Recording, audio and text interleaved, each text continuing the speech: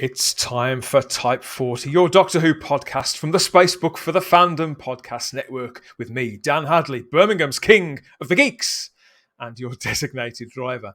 Now, whether you're completely new to the show, our entire time stream, or you've been here before, you'll find an eclectic, eccentric, free-speaking, and big-thinking show for everyone.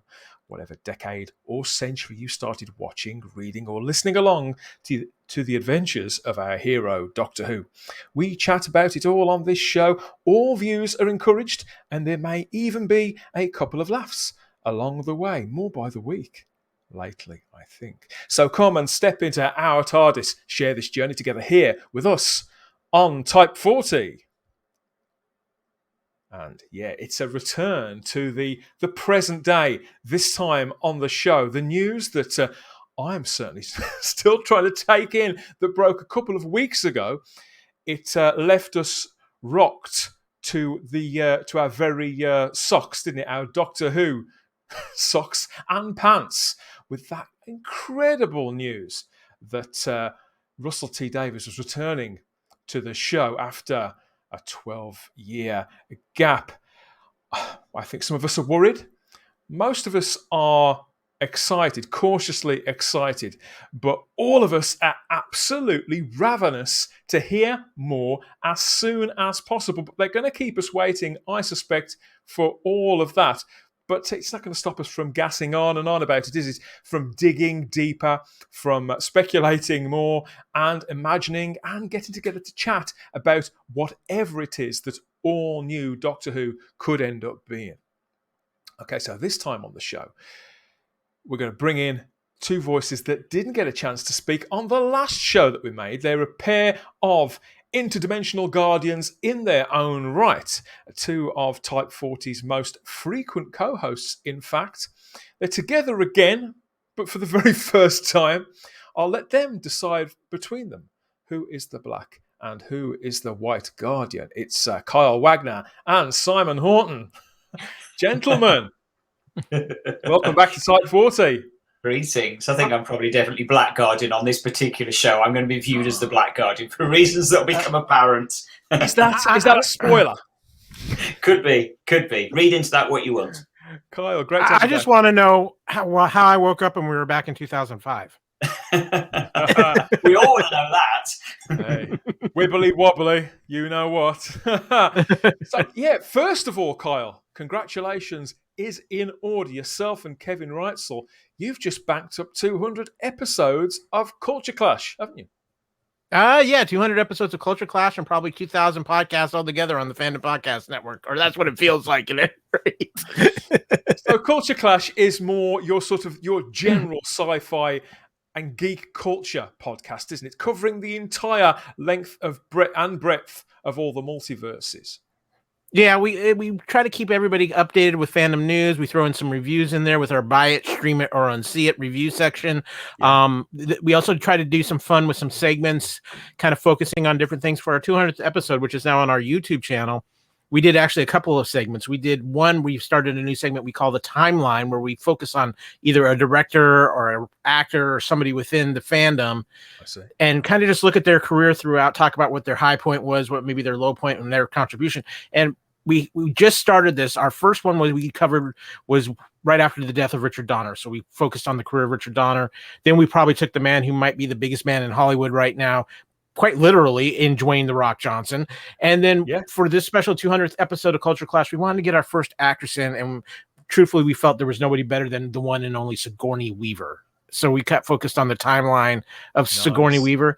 Then we also threw in, because it was the 200th episode in 5 years since we had started Culture Clash, we have a section we like to call the Magic 8 Ball, where the 8 Ball asks us the question. And its question was, what are the biggest things in fandom over the lifespan so far of Culture Clash? So things included in that were obviously the return of Star Trek to television, the Star Wars trilogy, and then the streaming wars, as well as COVID-19's effect, whether we like to admit it or not. It's had a major effect on fandom. Several other things, but we just celebrated our 200th episode. And I did go see Kevin and I both ended up seeing Venom the night before we recorded. I might have picked up a parasite and it might have ate Kevin's brains. I don't know for sure, but I was out of chocolate. I mean, there's nothing more I can do about it. Well, I love how you innovate with the format on that show. It keeps it fresh, keeps it entertaining. And you're right. You have sort of navigated all those big things. So much has happened in the last 5 years in geek culture. You've covered it all beautifully. So I recommend everybody goes and checks out Culture Clash on the Fandom Podcast Network's master feed. There'll be a link to that in the description of the video and the show notes of the podcast. Of course there will. Simon, what's going on with the Blu-ray range and Doctor Who? We're still waiting, still no confirmation of the next Blu-ray collection. What's going on? I don't know. I mean, previously, obviously, it's been blamed on COVID, quite understandably. That's ground the whole world to a halt. It's odd. Because everybody is talking about what they're confident the next box set is going to be. Yeah, everybody's saying, well, and I guess I won't say here in case we're not supposed to know, but it seems to be our mouths are zipped, but it seems to be very, very open secret. Everybody's talking about exactly the same season that's going to be the next one out sometime before Christmas. So it does seem to be something of an open secret now. So I am a little bit like, yeah, come on then. Let's get on with this and get cracking on it. Even Tom Baker's taking a guess as to which one it'll be. No. Season 8's already out, Tom. No, you're way off. And Chris is stepping in. No, definitely not, Chris. Definitely not season 2. No. I think we. So even the doctors are guessing as to what it's going to be next, but we're pretty confident as to what it will be. Yeah, we think we know what it is. Yeah. So stay tuned. Stay tuned for that. So I know that the pair of you were both caught up in this news when it broke, both messaging me, but neither of you could make that actual first show that we put out back then. We put it out live, actually, onto YouTube and then onto the podcatchers within hours. But you guys couldn't make it. So that was the second coming that we talked about the Russell T Davies news first.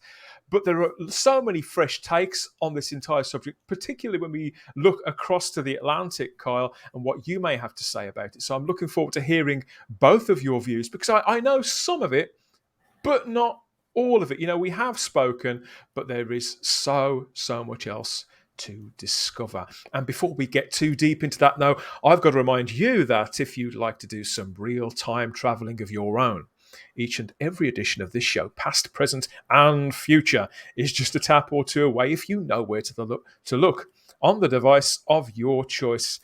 Dozens of great conversations, reviews, previews, geek outs, and a Blu-ray talk. Yeah, whatever it is, if it's Doctor Who flavoured, we are on it. There's something for every fan at type40.podbean.com. There'll be more about all of that a little later on, as well as a connecting call with the matrix of all knowledge that we call the Fandom Podcast Network for a word about all the other cult conversations going on across the network over there. Okay, so without any further delay, let's get straight back to the headlines and the coalface, everybody, and see what you guys think about the return of the king. Yeah.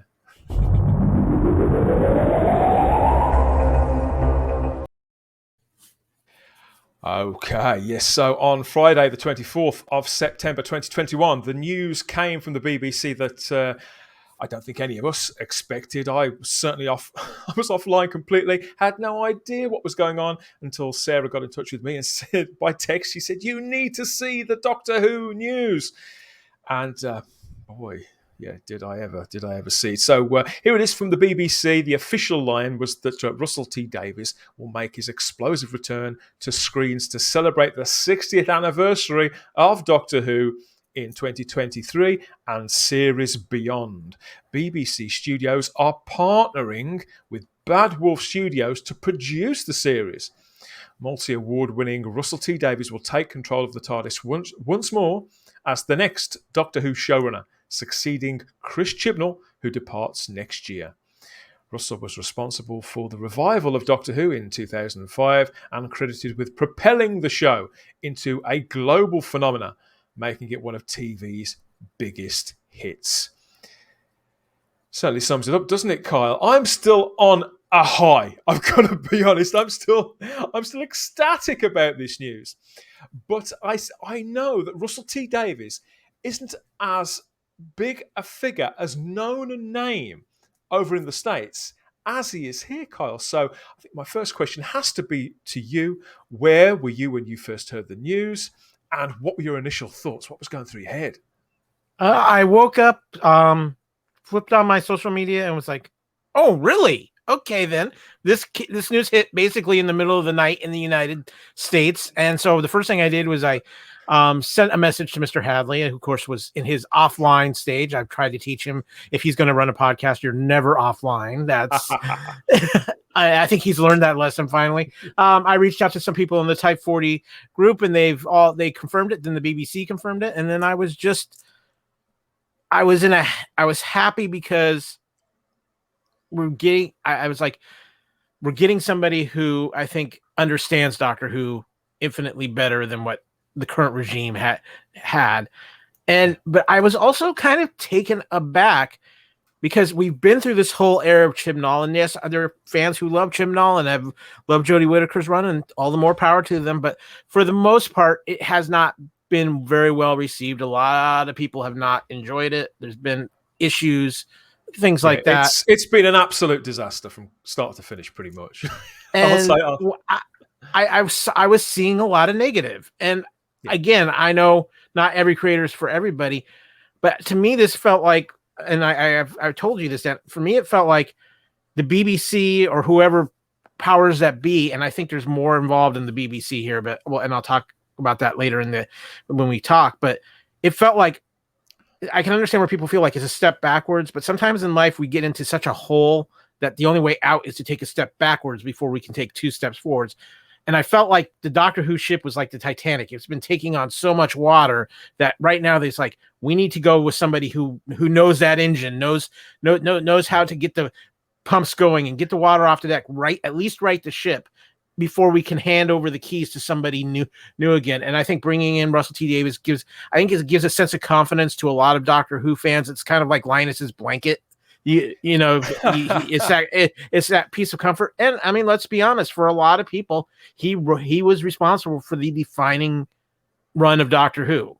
And yeah, certainly in the UK, that's very much the case. Although Stephen Moffat has written more Doctor Who than anybody else, both in the new and the classic series, I think no one understands Doctor Who better than Russell T Davies. Like I said, I was offline, naughty, and if I'd have been paying attention, I'd have seen this from Russell over on Instagram, where he teased the fact that there was news coming that afternoon with a little picture, a cartoon of himself on Gallifrey, news coming at 3:15, and a credit to the artist. So he was being playful and teasing what was coming later. But Friday was a really strange time, Friday afternoon UK time. Really strange time to make an announcement like this. Actually, it's a strange time for the BBC to announce anything, isn't it, Simon? But where were you when you heard the news, and what were your initial thoughts? Well, I was just here at home working away, sitting in front of my computer as I am now working. And I got ticked the wink about 15 minutes or so before it went live on social media. And so I got an email, basically. I got an email from somebody that gave me the news. Well, actually, they didn't say what the news was in the email. They just sent an email with the link that was supposed to send me to the news report, the press release. Yeah, but instead they put the wrong link in the. So to begin with, I think that the heading in the email was, major Doctor Who news, and I'm like, whoa, what's happened? Click on the link, and I got sent to something like Strictly Come Dancing story or something or other. No. So it was really frustrating. Anyway, a couple of minutes later, they then sent the correct link. And my initial reaction, I have to be honest, was, okay. I had zero reaction, in all honesty. I'm so numbed, to be honest, to Doctor Who these days because of the current stage of the show. I just thought, Okay, right, fine, whatever. Then, of course, it started actually hitting social media, and suddenly my computer is going bing, bing, bing, bing, bing, and I'm like, stop it, I'm trying to work. It's Friday afternoon, I've still got stuff to do. Go away. And it just went nuts. It went nuts as for the next few hours. Everything just went nuts, and suddenly this was the most important thing that seemed to be happening in the whole world to everybody, was Russell T Davies is coming back. And I must be honest, as time went on, over the next sort of few minutes, couple of hours, my mere reaction went to a big thumbs down, that's why I'm saying I will be absolutely seen as the Black Guardian in this, because I think I'm the only person actually in the whole world I know that really couldn't be looking forward to this less. This is just the worst of all worlds for me. Even in light of the fact of what Kyle's just said, the fact that the series at the moment under Chris Chibnall is, in my view, next to unwatchable. Yeah, it doesn't resemble the Doctor Who that we grew up with, or even have been watching since 2005 in many respects, and that the lead character is completely absent. Isn't it a fair comment to say that things can only get better?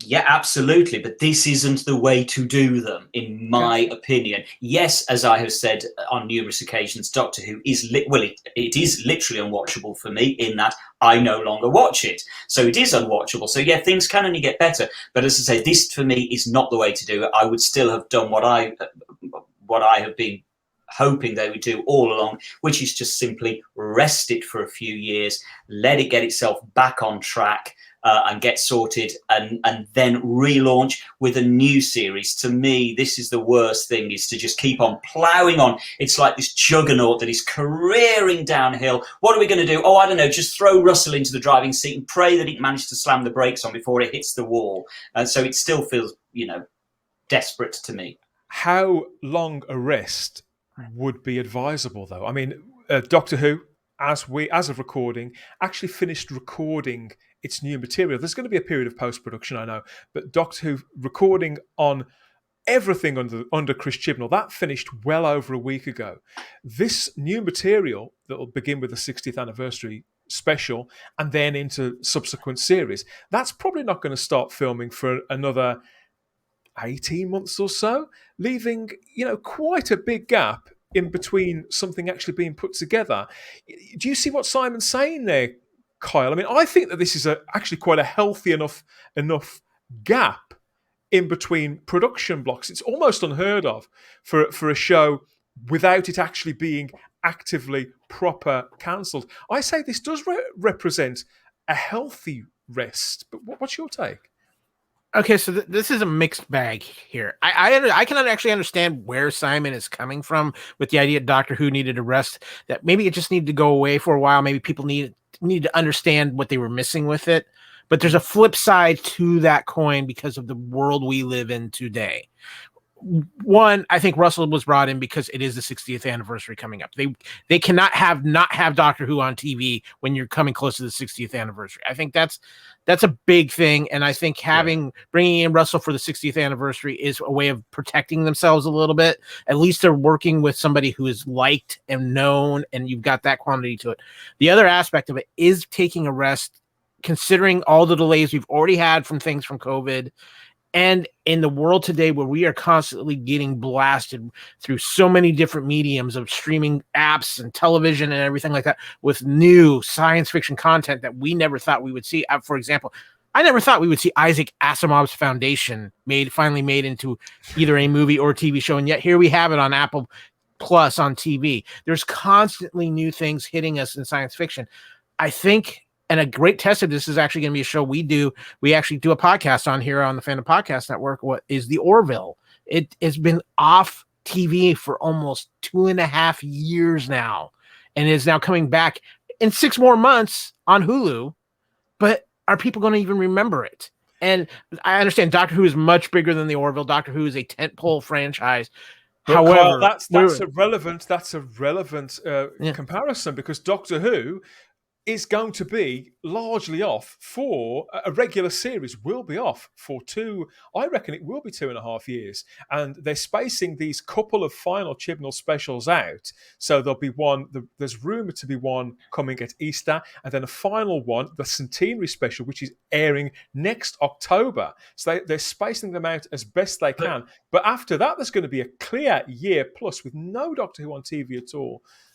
But here's the thing. But they're in a way they're being smart about it because they're keeping themselves in the news cycle. And here's how they're doing it: they haven't named a new Doctor yet. I don't think they're in any rush to name a new Doctor yet, and that's going to keep them in the news cycle because everybody's going to be anticipating the announcement of a new Doctor. If they, depending on how they time this, they can keep themselves in the news, and that's just as important.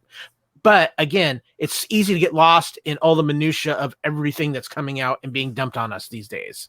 But I'm confused. I'm confused. If we're talking, have I got my timelines entirely wrong here? If we're talking the final Chibnall Whittaker episode goes out this time next year, October 2022, well, the anniversary starts just a couple of months later in 2023. So it's not going to be off air for a year and a half. It's going to be off air for... But the special won't air until the November of 2023. So it is a year and a month later. Well, hold on. What special are we talking? The one that Russell T Davies is doing? Is that what? Yeah. So you've got the Centenary special next October 2022, and then November 2023 you've got Russell's 60th anniversary special. So that's well over a year. But have they? Okay. Well, maybe I'm missing something there. Have they actually said that? After the October 2022 episode, the next episode will be an anniversary special in November 2023 and nothing before. Is that what they've said? Okay, right. Okay, fair enough. My take on it is still, it's not... We're not actually taking a break. When I say take a break, I mean it takes a break. It goes away. It hasn't gone away. We've been told already now that it's going to be back in 2023 under Russell T Davies. So as Kyle has just said quite correctly, we're all going to be talking about it. The media's going to be talking about it. And my point is, I don't want the media to talk about it because I want the appetite to get back again, the same as it was in 2005 when it came back. And so while we're all talking about it and we know what form it's coming back in, there's very little to look forward to. There's very little appetite to be built up of, we want Doctor Who back. And so for the public, it's just more of the same. Oh, right, Doctor Who, that programme that we stopped watching about 2 years ago because it's rubbish. They're still dragging it out. Oh, now they've dragged RTD back. So from the public's point of view, it hasn't gone away, and so it won't whet their appetite to come back. Well, but I think with Simon's point, I understand where he's coming from, but the problem is I don't think the attention span of the current public allows you to take a rest, because it's not that you whet your appetite wanting Doctor Who back. It's otherwise, Kyle, they think there's something else has died, don't they? Yeah, there's something else to fill you on that buffet.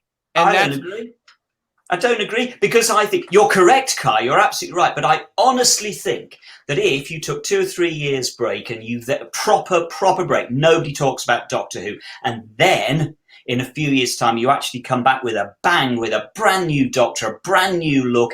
Are we really thinking that the public won't be interested in exactly the same way they were in 2005? Remember how many years the show had been gone in 2005, and I know the landscape of TV's changed since then, but I don't think that actually makes any difference to the public.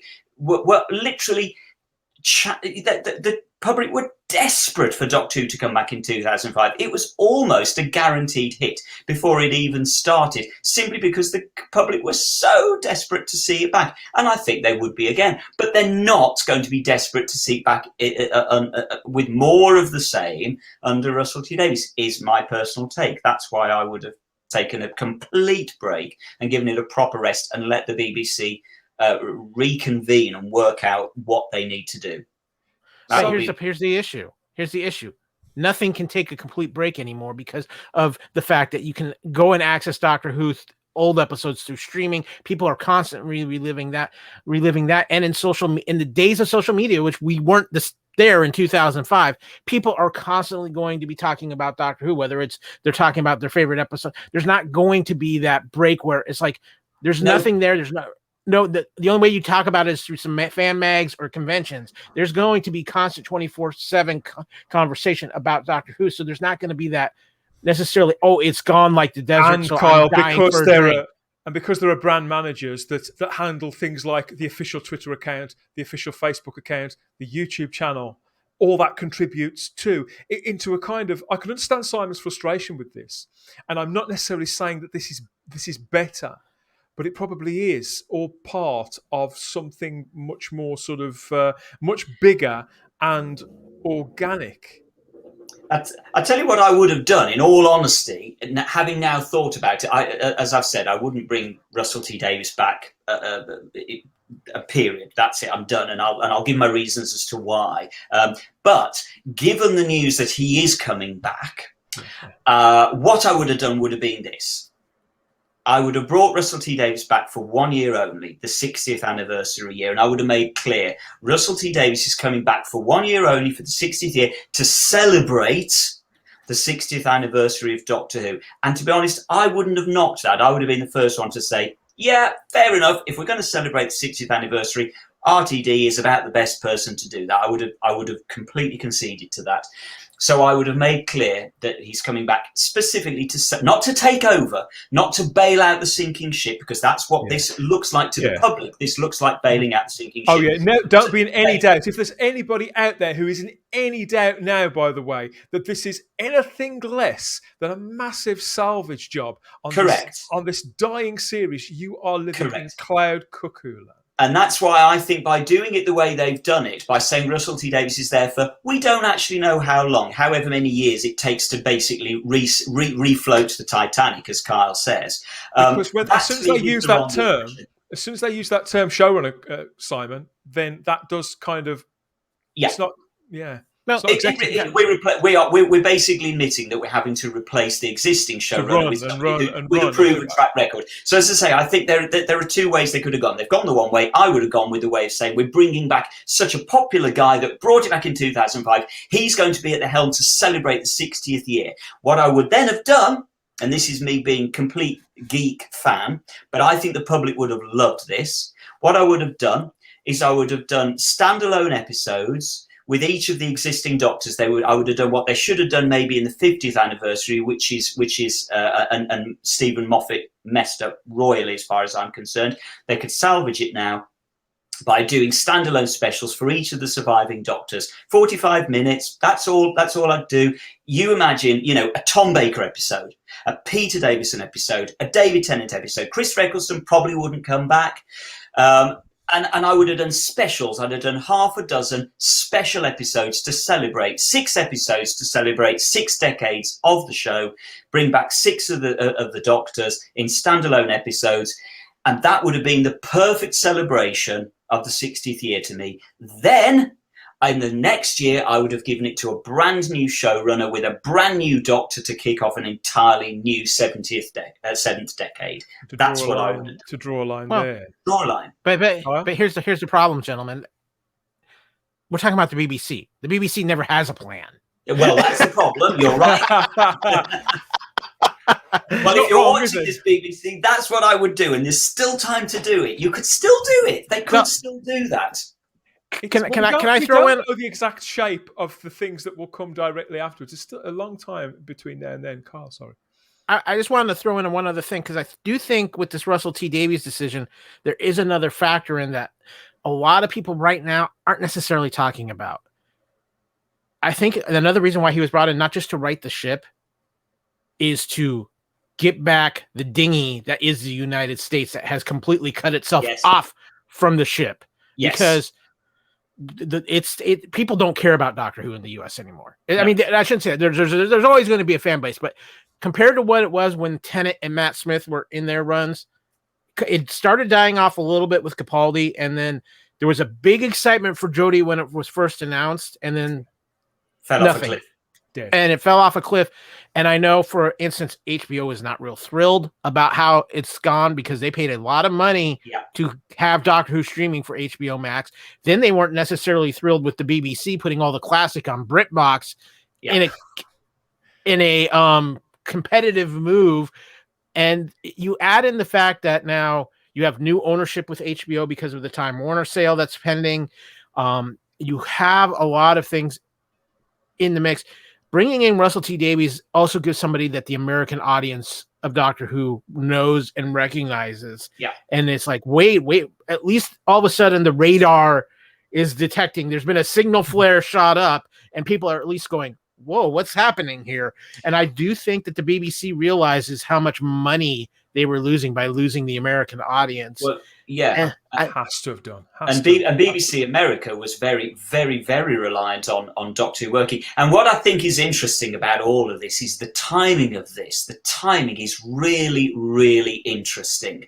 Because as we've already talked about, in our opinion, the show has died under Chibnall and Whittaker. And certainly it's the same here, Kyle. In the UK, nobody really is interested in Doctor Who. That face really says it all. And what's really interesting about this timing, of course, is that it completely undermines Chibnall and Whittaker's last series, because suddenly nobody actually gives a stuff about the final series of Jodie Whittaker and Chris Chibnall. All they're interested in now is looking forward to Russell T Davies returning for the 60th year. So from the BBC's point of view, I would imagine that Chris Chibnall and Jodie Whittaker are absolutely boiling mad about this announcement, because it completely debases their series. As I say, nobody's interested in Series 13 anymore, and I would imagine that Chibnall feels very much hung out to dry by the BBC. That couldn't they at least have waited to announce this until at least after this current run that is coming up towards the end of the year? Jodie Whittaker and Chris Chibnall's biggest advocates, because there are still people, believe it or not, who are quite prepared to die on this hill. Even they were struggling on that Friday afternoon to not wish the next 6/8 episodes away.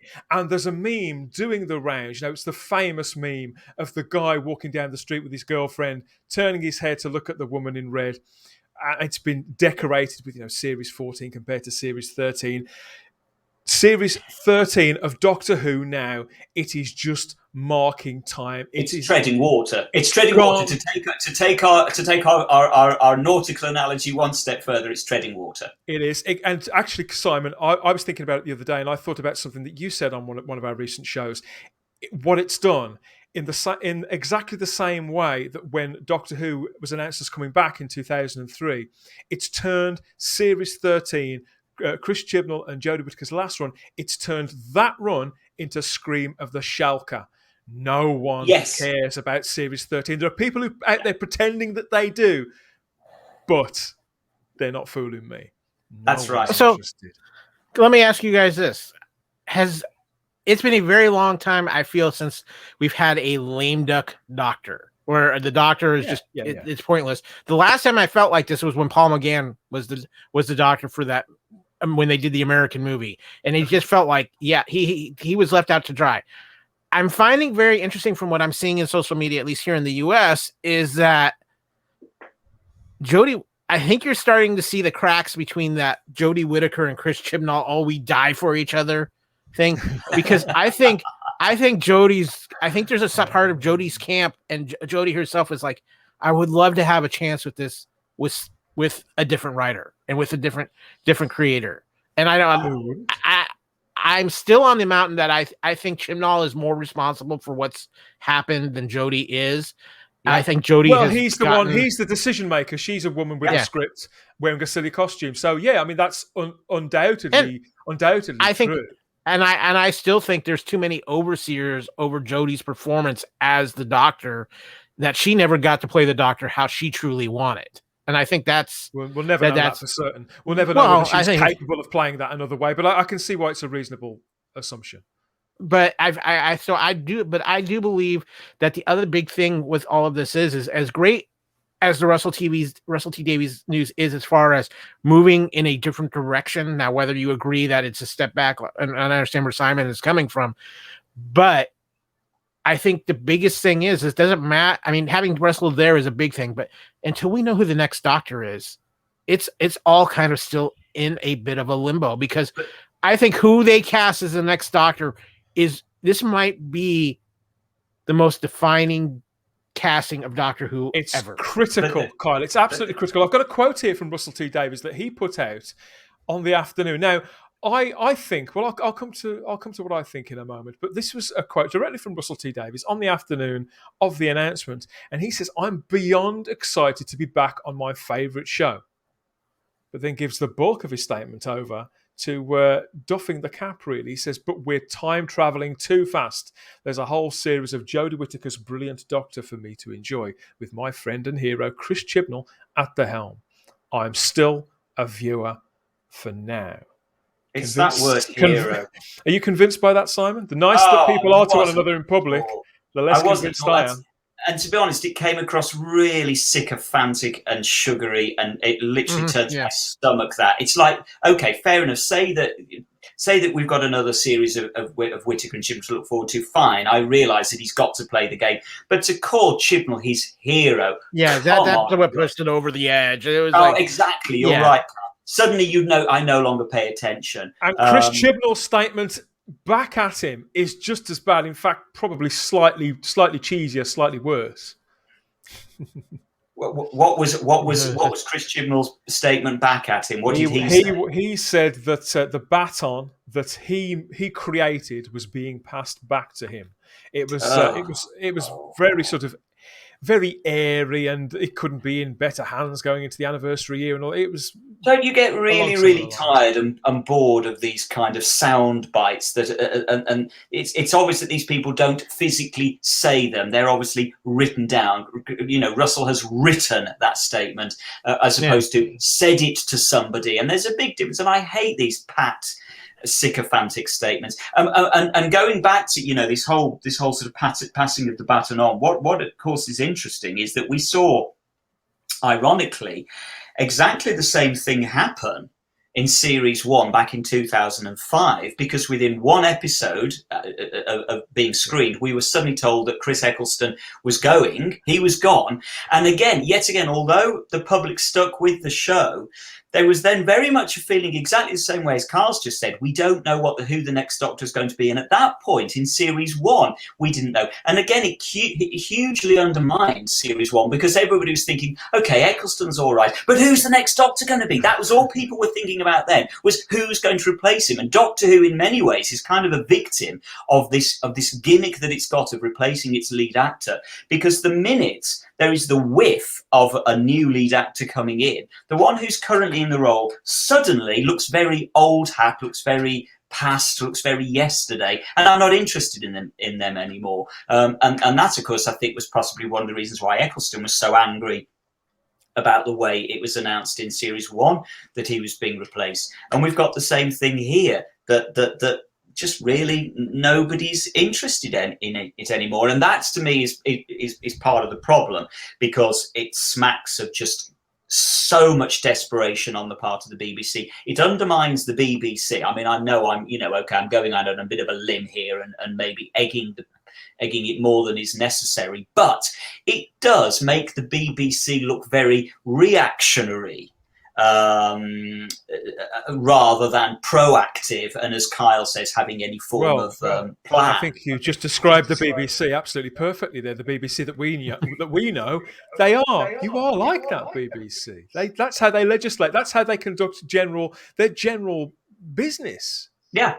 It's not forethought. It's not, as Kyle, you hit the nail on the head when you said the BBC don't have a plan.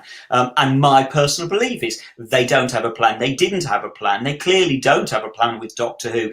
They have what they have now formulated as a plan, but that's not a plan. It was a knee-jerk reaction. It was a panic. And whether you're pleased with Russell T Davies or not doesn't really matter. The fact is, it was a knee-jerk reaction. What the hell are we going to do? Okay, well, given what you've said, we've talked about the timing, we've talked about the Series 13 business and all the rest of it. I've been saying since it broke that Friday afternoon, the BBC do not announce anything, let alone things this huge, that time of a Friday afternoon. I believe that this was just like the Eccleston story when Eccleston was leaving. They wanted to sit on that until the end of series 1, so the regeneration was going to be a surprise, but they couldn't. Just like that was leaked, I believe this was about to be leaked. That's why they went with it on a Friday afternoon, and that they would have had ideally quite a longer gap, not just for Series 13 to roll out, but to give people a bit of time in between, Kyle. I think that's part of it. I just think from what I see of the landscape and what I hear from you guys and other people I know, the BBC is getting itself into a real big problem. And it's not just with Doctor Who. It's with the whole system of how television works in the United Kingdom. Yeah. With you guys buying these TV licenses and things. Yeah. When the world, because of COVID, especially in the United States, has adapted even from traditional television to these streaming models now and these apps and everything. And the BBC is stuck in this very old, antiquated But you know what's really strange, Kyle? You're absolutely spot on there. The BBC is in a huge identity crisis. But what is really interesting with the BBC, and I still don't get, I feel like they're shooting themselves in the foot with this. And I know we're going off on a bit of a tangent onto the BBC here.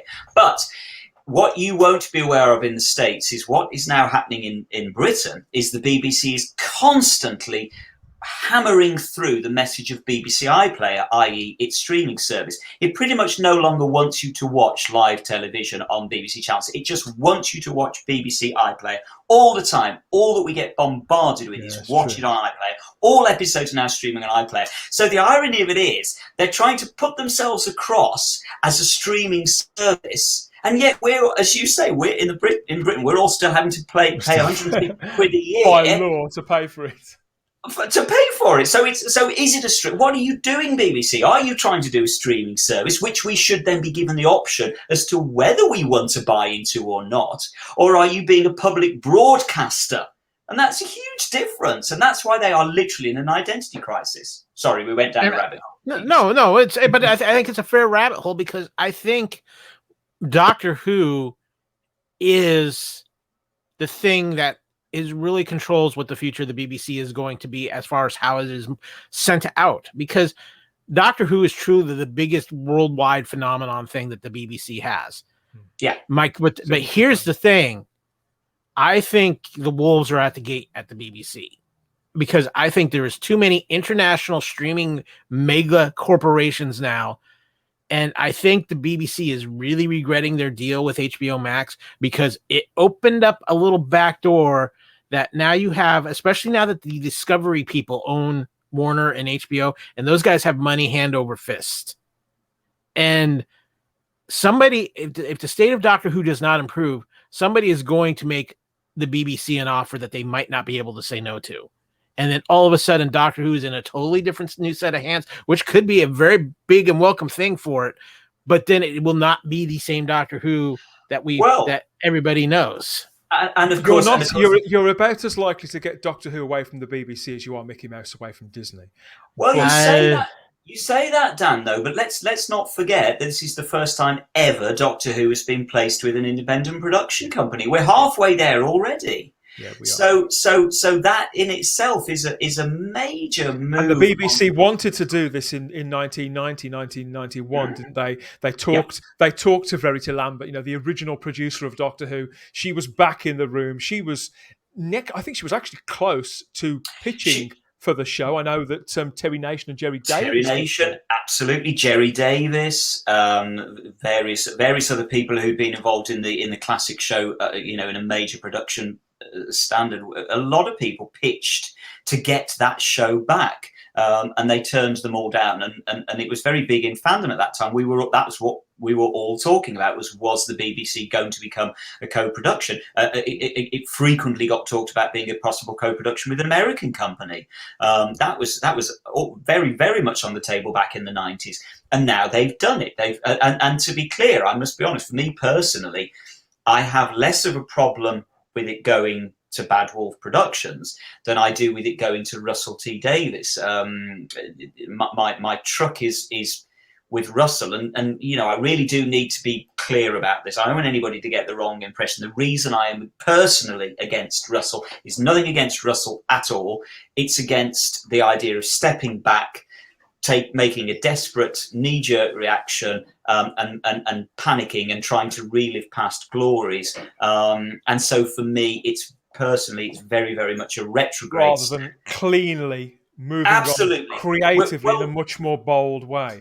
Correct. When you were last on the show, Kyle, we talked a little about Joe Michael Straczynski, because there's somebody who, he's not a studio executive, he's a writer, former showrunner, creative, and a novelist, and he was very publicly expressing an interest through Twitter in working on the show, in showrunning the show and becoming its lead writer, to the point where he made public his attempts to contact the BBC over it. Now, JMS, as they call him, along with one other person, has taken to Twitter and Instagram this week to talk about the appointment of Russell T Davies. So we've got, from Joe Michael Straczynski, we have got, "I cannot imagine a better or wiser choice." That's his reaction to Russell T Davies being back on the show.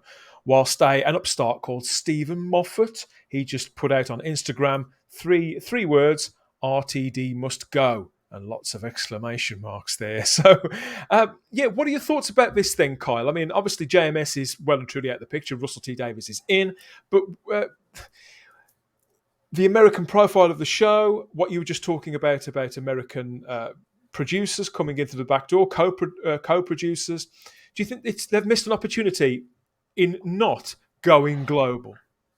So let's talk about JMS for a minute, because JMS has been, for the last couple of months, very much putting out there his interest in Doctor Who. We've had a little hurricane of fandom news, and JMS has been a big part of it. First of all, obviously, when Russell T Davies was announced as the showrunner, I find it very interesting, and I don't think it's coincidental that not even a week or so after Russell T Davies is named showrunner, all of a sudden we have a Babylon 5 rebirth coming. Just make you wonder. Here is my thought on this, and maybe I'm wrong. I think J. Michael Straczynski was actually in the running to be the showrunner for Doctor Who. Russell T Davies got it, and J. Michael Straczynski had the Babylon 5 reboot basically on hold until he got an answer for Doctor Who. And so I think there was a lot more discussion than what we are aware of with J. Michael Straczynski possibly taking on Doctor Who. But I think when Russell T Davies ended up throwing his hat in the ring, the BBC went, perfect. All of the talks cut off. So you think it's been quite a sudden thing, quite a recent thing then, Kyle? I think it was hidden in the back there, but all of a sudden it really came to the forefront.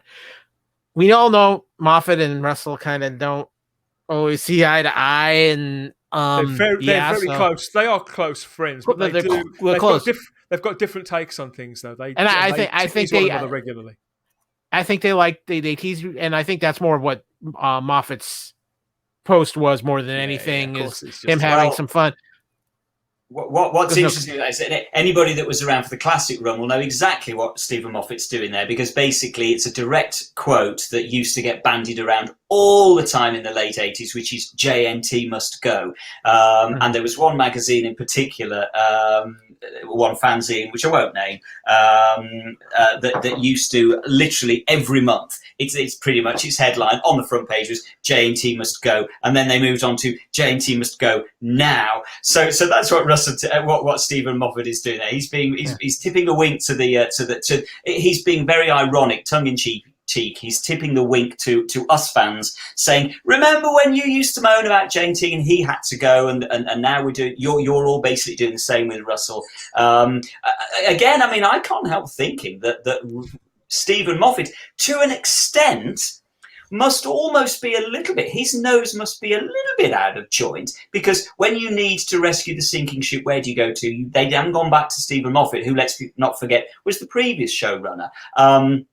Not that there's any reason why they should, but as I say, from Stephen's point of view, he must be sitting there thinking, okay, they didn't go for me. But the interesting thing that I think, what following on from what Kyle was just saying, what I would love to know, and I guess I would hope this will come out in the fullness of time, is who asked who? Did you're assuming there, Kyle, that Russell T Davies threw his hat into the ring. Was it that, or was it that the BBC went to Russell T Davies and said, for goodness sakes, please, we need you at this moment in time? Don't know. I haven't got a clue. I don't think anything really has been about that. And I'm interested to know who approached who. I don't know. Well, either way, Russell has to willingly throw his hat into the ring for that to happen.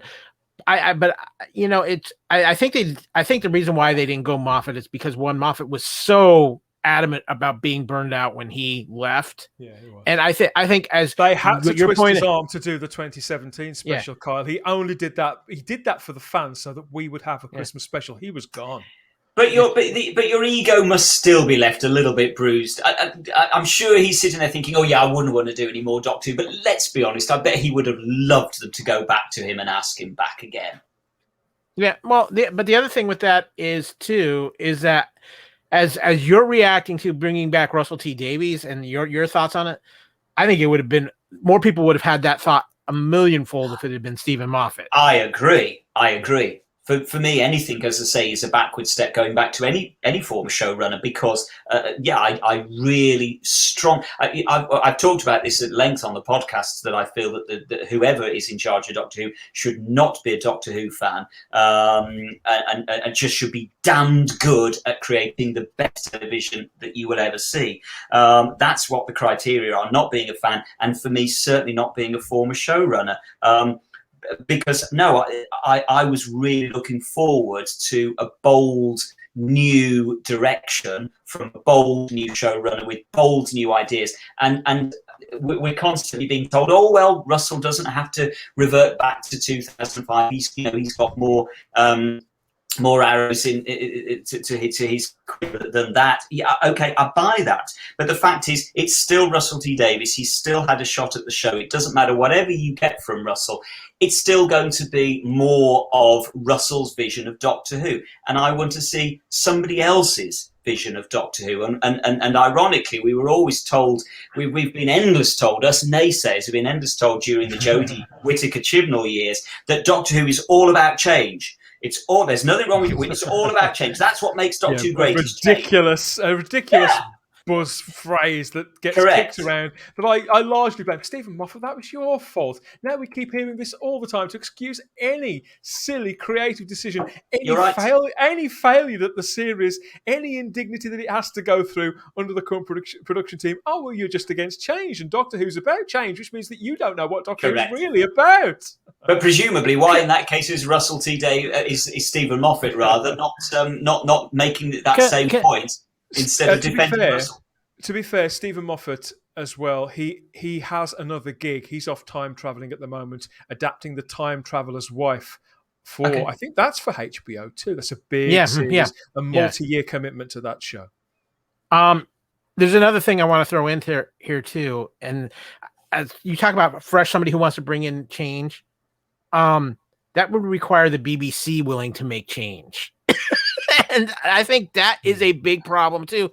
I think the BBC had to find somebody who either was willing to play ball with them, that they could maybe put their hand in and control the puppet a little bit. Yeah. And I think Russell still has that kind of little bit of a relationship with BBC. And I think that's ultimately one of the reasons why we have Russell T Davies, is because I think it's somebody who's willing to work with the BBC and not just want to do what they want to do. And I think that was something with Straczynski. Straczynski would have come in and he would have wanted, and he has enough clout to write Doctor Who the way he wants to write Doctor Who, and kind of look at the BBC and say, I really don't need you.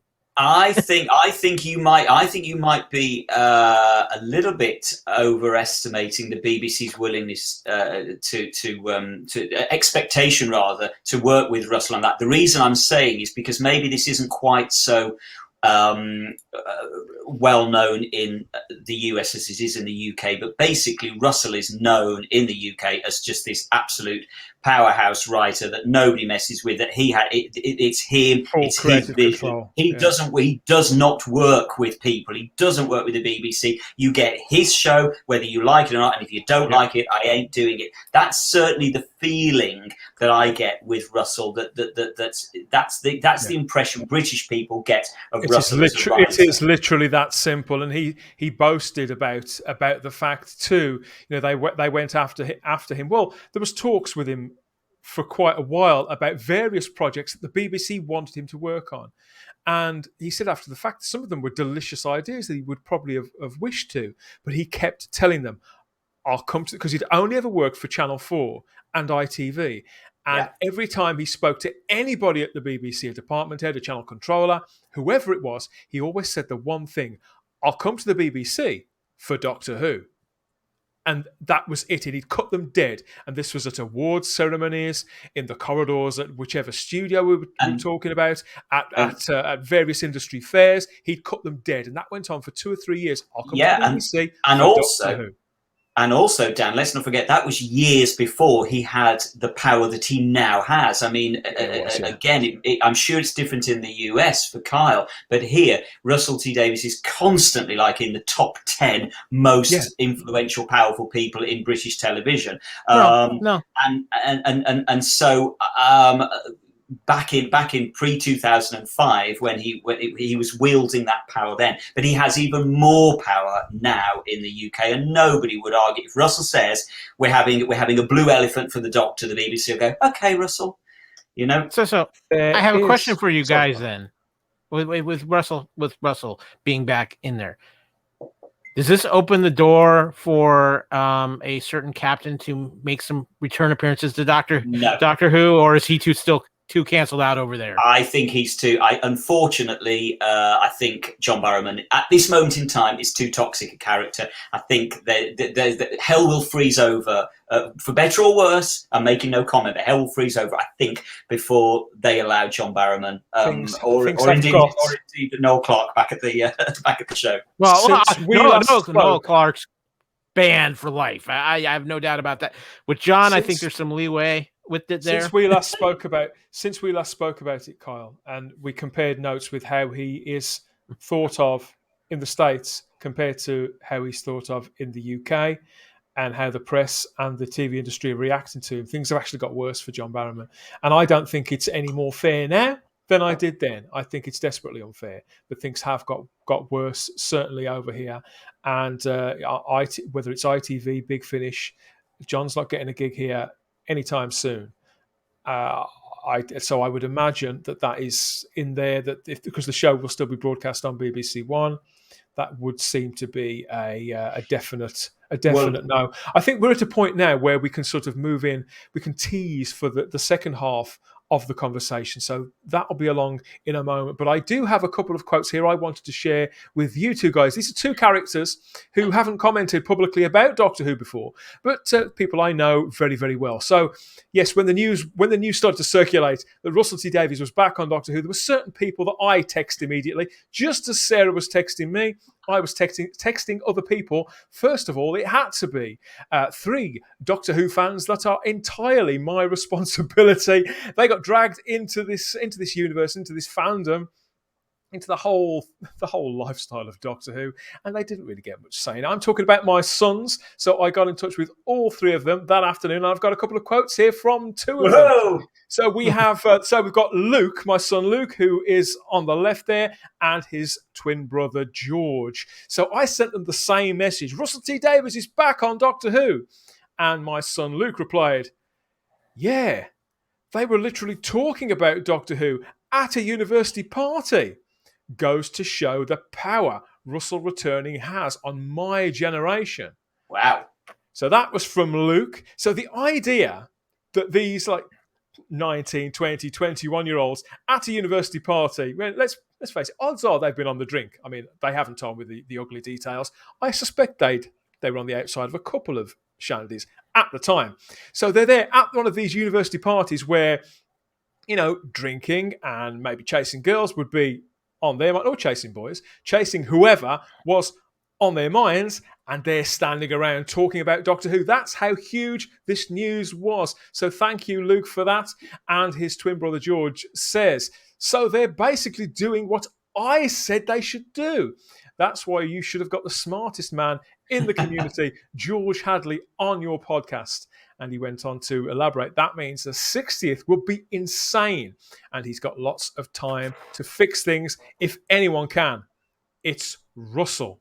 So thanks to George and to Luke for that. It did tickle me. And I've got to be honest, guys, it really did warm my heart getting those back from my sons, because over the last, surprising, I wonder why, over the last 3 or 4 years, they'd completely lost interest. Now, they were at the age anyway. They've had a lot going on with A-levels and whatever else. But usually I think if the show had been better, it would have been to them at that time in their life what it had been through their GCSEs and earlier on, and they'd have stayed with it. And now they're pretty up to coming back. You know, the conversations that I've had with them since is, if this is on, then so are they. But Simon, we just learned a valuable thing.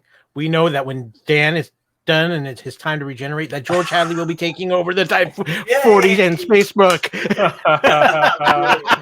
Yeah, thanks again, lads. Good sports, and thanks for letting me bring that to the Type 40 viewers and listeners here on the show. Yeah, that is. I think that's a good point at which to take a break, because as well as all these conversations and previews and geek outs about the world's longest running science fiction and fantasy show, heavens above, there's a whole universe, a multiverse full of similar conversations really going on right across the Fandom Podcast Network. We'd be letting you down if we didn't tease some of those and point the way through the CVE to the Fandom Podcast Network itself. So here's our Kevin with a few words about all of that, and then you can meet Kyle, Simon, and myself back here for more timey-wimey talk in a couple of minutes.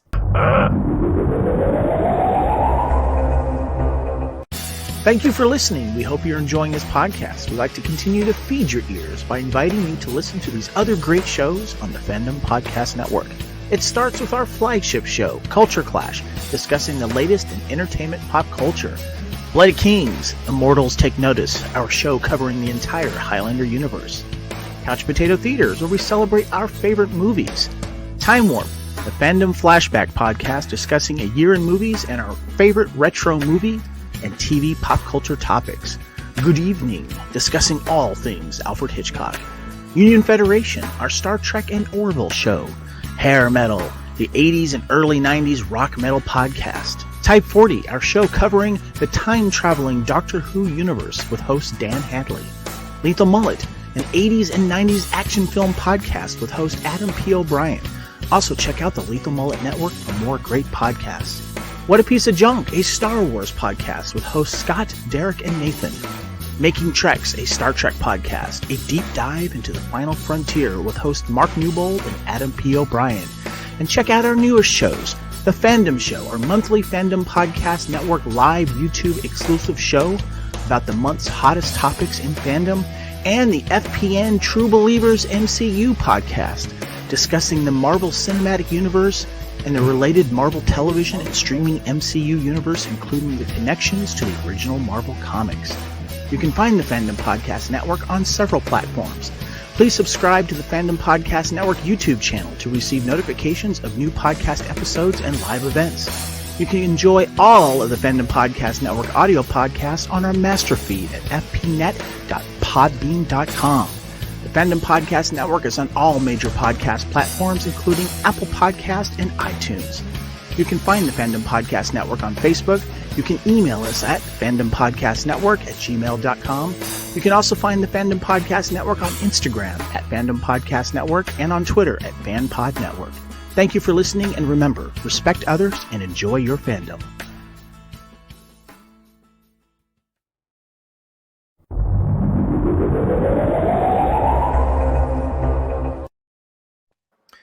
Oh, we do love to tease and tantalize you with all that, don't we? We can even clothe you too. There's merch to match all of those shows, including Type 40. If you head over to tpublic.com, search for the Fandom Podcast Network, and you'll find a store full of all the team colours for all of the shows, on everything from the T-shirts to phone cases and tapestries. Seeing is believing, everybody. Treat yourselves, treat your other selves. And it all goes to support the Fandom Podcast Network into the bargain. So everybody wins. Don't say we didn't tell you. Okay, so I'm back with Kyle Wagner of True Believers and Culture Clash and my friend, the original lunatic, Simon Horton, to talk more about the second coming of Russell T Davies all over again. Russell T Davies, in between his stints on Doctor Who, I don't know if you guys heard this or remember it, but this was before Mickey Mouse entered the equation. Russell T Davies started work, or certainly talks, with Lucasfilm about working on Star Wars after he left Doctor Who, so after the end of time. And I think it was after season 4 of Torchwood, or around the time that was sort of coming to pass. So when they were looking at bringing a Star Wars TV show to screens called Underworld, and there was talk of other movies too, Russell was involved in advanced talks with them and apparently did work something up. Some sort of script treatment was put together. He ultimately walked from the project, citing reasons, actually, Simon, not a million miles away from how you described a few minutes ago. So I think it was the fact that it wasn't his universe, that he was literally a hired pen. Basically, he walked and has never really talked about it since, apart from acknowledging that he wasn't on the project anymore. So does that surprise you? Had you heard that, or had you forgotten? Hadn't heard about it at all. Now, I must be honest, that's entirely news to me. But it doesn't surprise me from the point of view that, he clearly wouldn't have been in control of the ship on that occasion. He would very much have been a hired writer, and that's where, as I say, I think on this one he will be totally in control of this. Maybe this is part of the BBC's fault. I mean, I can't help thinking that perhaps the BBC also gave full creative control pretty much to Stephen Moffat. Maybe they did the same with Chris Chibnall. Maybe they've taken too hands-off an approach on this, and actually maybe the BBC, for all of their faults and for all of that we don't rate them very highly, maybe somebody does need to take a bit of a firmer approach to this, a more hands-on approach to it. So I can see that Russell would not have been attracted to a project like that. As we said earlier, before the break, Russell is very much, he's in control of his ship, and nobody will steer it anywhere, absolutely anywhere that he doesn't want it to go. So the idea of Russell T Davies working on Star Wars, or anything else for that matter, Carl, does that seem like something, that would have been sweet, I would have loved that, a missed opportunity, or do you think it might be a good thing that didn't happen? What's your take?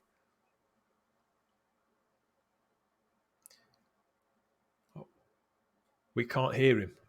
Kyle, we can't hear you.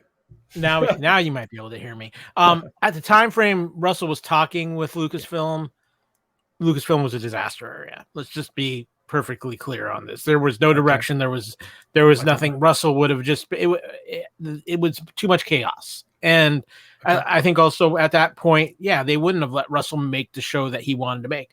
I think he said he would have more chance of doing it now, as far as being able to make the show he wanted to make and be in control of it, than he would have back then. But even still, I don't see Russell working well with not so much the people at Lucasfilm, like a Jon Favreau or a Dave Filoni or a Kathleen Kennedy. I think it's the higher ups in Disney that he would start having issues with, especially the current CEO of Disney, Mr. Chapek, who is quickly making people even wish for the days of Michael Eisner.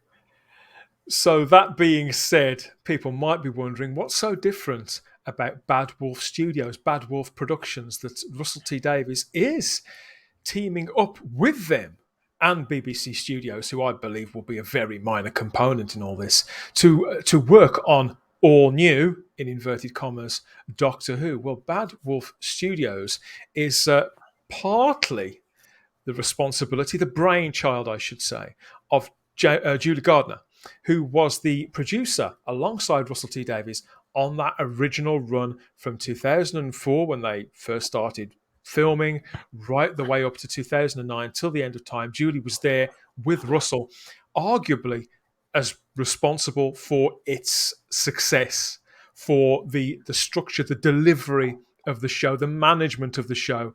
And I believe that she was also very key in a lot of the creative decisions as well. One of the very few people that Russell sounds like that he would listen to. They are obviously, they've still been in touch the entire time, although their careers have gone off in different directions. Obviously, they're both still in the same industry. And it is Julie Gardner that's back on board, along with Jane Tranter, who at the time, back in 2004, 2005, I believe she was the BBC One controller then. She was. So they're back. She's the other half of the equation that makes up Bad Wolf. They're based mainly in Cardiff, albeit a distance away from Rothlock, the current home of Doctor Who under Chris Chibnall and BBC Wales. So they're in the same country, in the same general area. But Bad Wolf has crucially got arrangements with other broadcasters all over the world. They've got other studios and facilities, certainly in Ireland. I think there's somewhere in Romania as well that they regularly use. So this is a entity. This is a commercial entity, Simon, an independent production company that over the last 3 or 4 years, their profile has been escalating and escalating with a flurry of not just beautiful looking shows, but thoroughly entertaining genre product. I'm talking particularly about his Dark Materials, which is produced by them for HBO, and A Discovery of Witches, which it's a similar arrangement there that Bad Wolf have got with Sky in the UK. So this is quite a track record that Bad Wolf Studios, Bad Wolf Productions have built up in really quite a short period of time, Simon. But yeah, absolutely.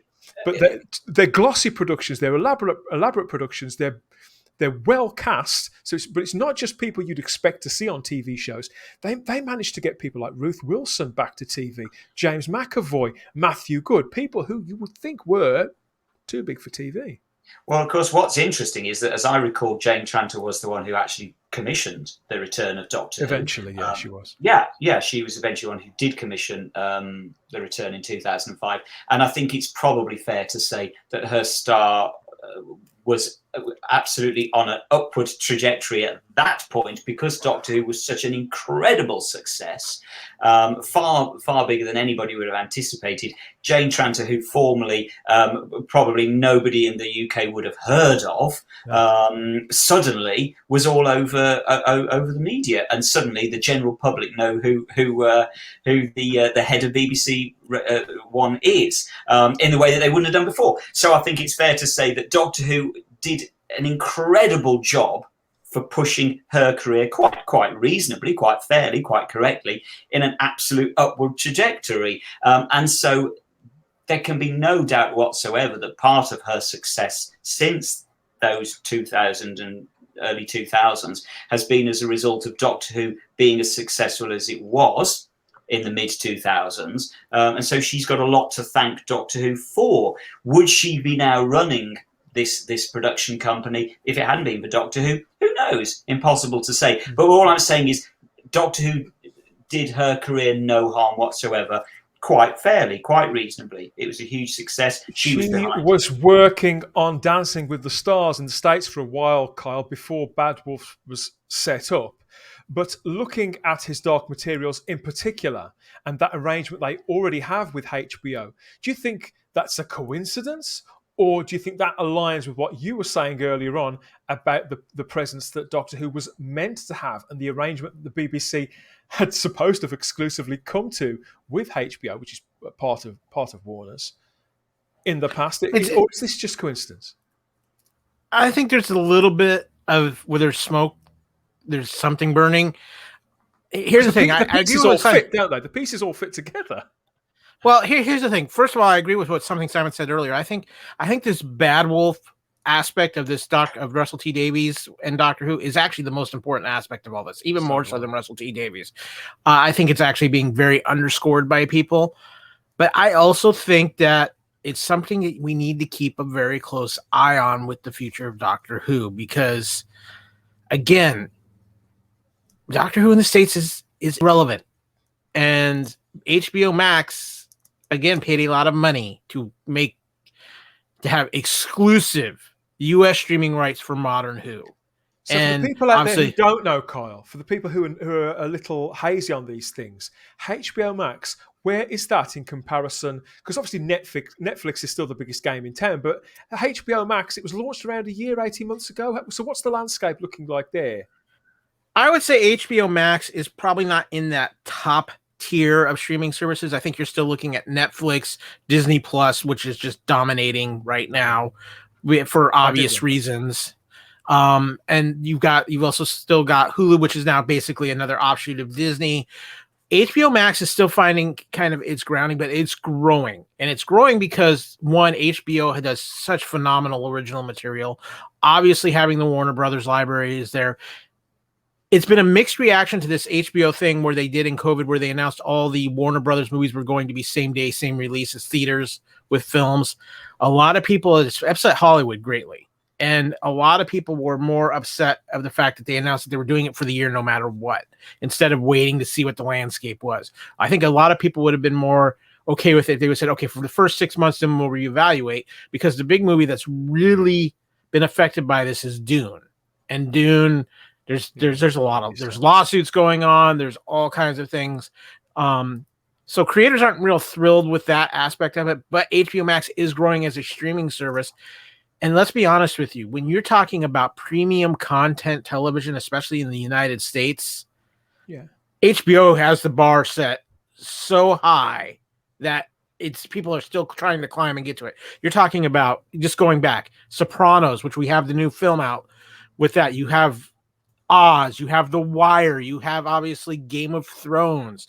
You have a lot of things too that have gotten a lot of critical acclaim, if not national worldwide acclaim. You look at something like Lovecraft Country, which is, I think, going to get a lot more attention and people revisiting it because of Jonathan Majors' involvement in the MCU.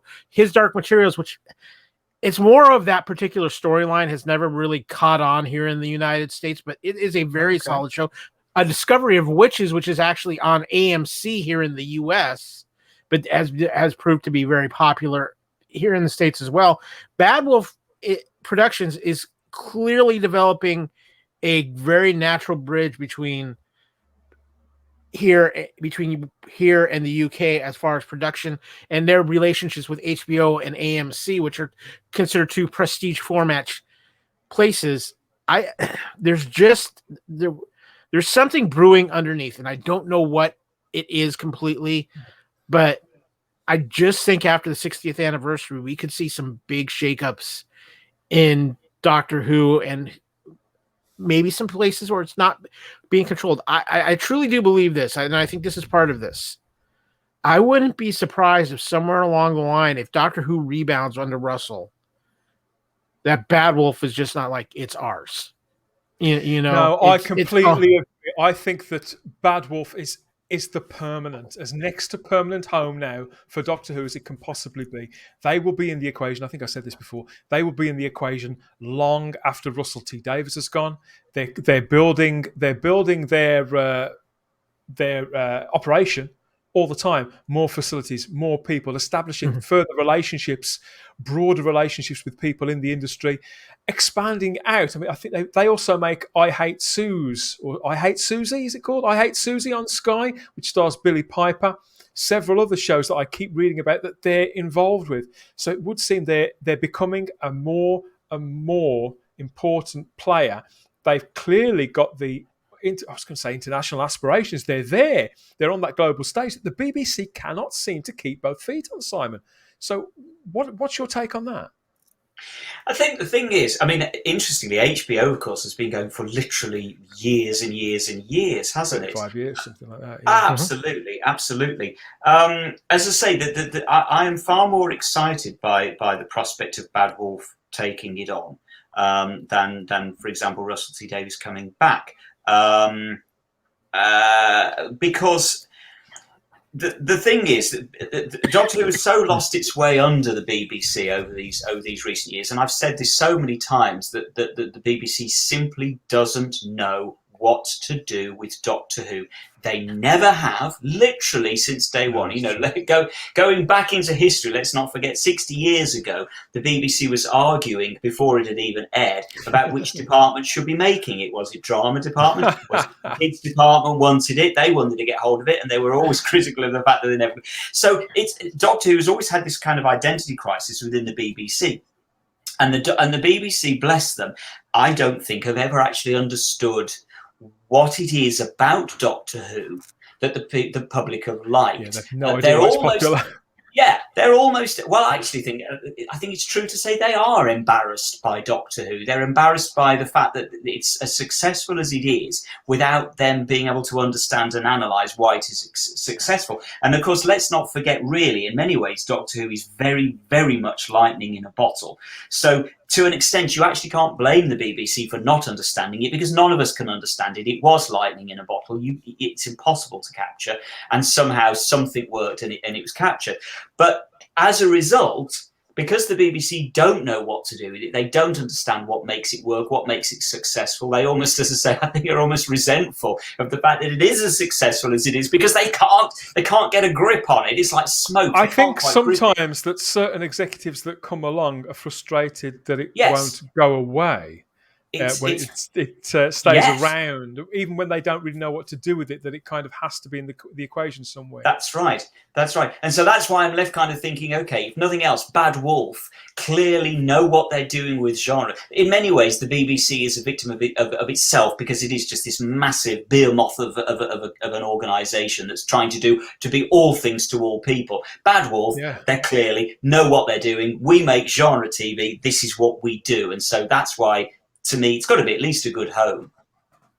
Here's the thing, and I want to get your guys' opinion on this. As Doctor Who gets more and more expensive to make, when is the BBC going to say this is counterproductive to us? They just have. And when? Yeah, in my view, they just have. And by entering when are they going with Bad Wolf? That's what they've effectively done that. But so.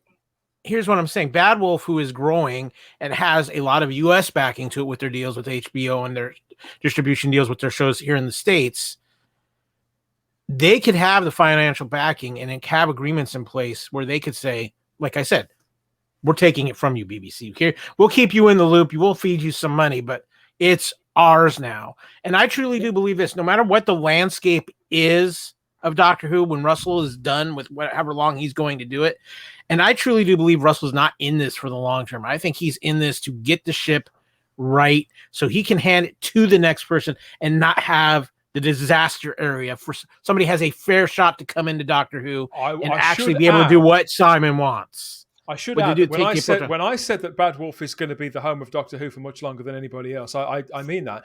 But having said that, I do believe that even if it is just only for name on credits and coming in now and again, I believe that Russell T Davies may stay on the show in some sort of consultant capacity for a very long time, whereby things could get run past him as some sort of executive producer. Executive producer. Because that happens. That's quite quite a regular standard thing, particularly in American TV. I understand, Kyle. Yeah, the point I was working to was that I think no matter what happens with Russell, no matter how long he stays, Bad Wolf will be hiring and choosing the next showrunner of Doctor Who. Do you know what? They're probably going to be in the writer's room or on the writer's bench for this first run, this Series 14, which has been confirmed, and maybe they'll take over for Series 15, more likely for Series 16. I imagine Russell publicly being the showrunner of this for 2 seasons, and then somebody who has been probably coming up under him, because I think we talked before on the last show how he does mentor young writers and other people in the industry. I think they'll be bringing people through gradually, but that Russell will always be on hand, the way that Mal Young was in Series 1 back in 2004, 2005, Simon. Yeah, I think so. I think Russell will be around for a while. And also, let's not forget, Russell loves the show. Yeah. As a concept, he just is a massive fan of Doctor Who. He must also be very, very proud of the stuff that he's achieved in 2005, because it did go against all expectations. The success of the show in the UK was phenomenal. Nothing short of phenomenal. You're quite right, Dan. Phenomenal is the perfect word. It was the biggest thing on television in Britain for quite a few years. And we're not talking fans here. We're talking the general public. everybody just loved that show. And so he must be very, very proud of that. And so I think you're right, Dan. I can see Russell stopping on almost possibly indefinitely as an executive producer. Of course, the difficulty for Russell is that, and I'm confident that he must be feeling this already, he's under incredible pressure this time around, far more than he was in 2004 when he was gearing up for the release in 2005. He's under far more pressure now because of the fact that he did literally make Doctor Who done it once. the phenomenal success. He's got to be very, very certain. He's got to be very, very certain of what his take's going to be. Can I ask this? Obviously, I don't think he was under any pressure when he came in 2005 because it had been so long, and we weren't in a social media aspect. I think the pressure he has in now is, like you said, he set the bar so high. I think it's very unrealistic to think he can get the bar back there.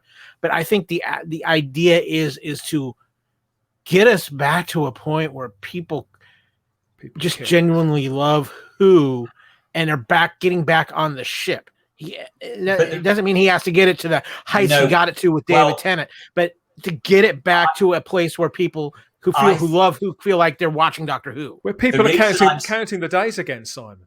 Well, yeah, but the reason I'm saying that is because you're right, Kyle. For fans and for the public, that's all it needs to do is just get the love of the public back.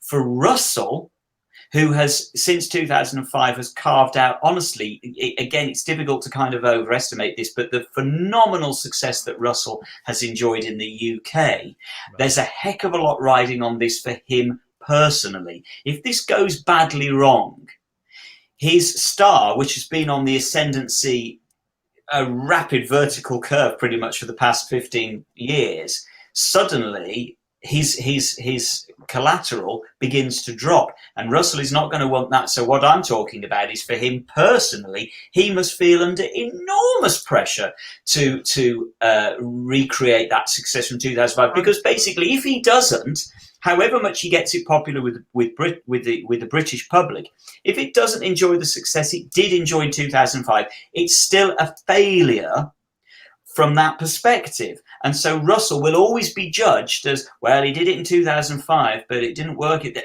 wasn't that awful show that he brought back in 2022.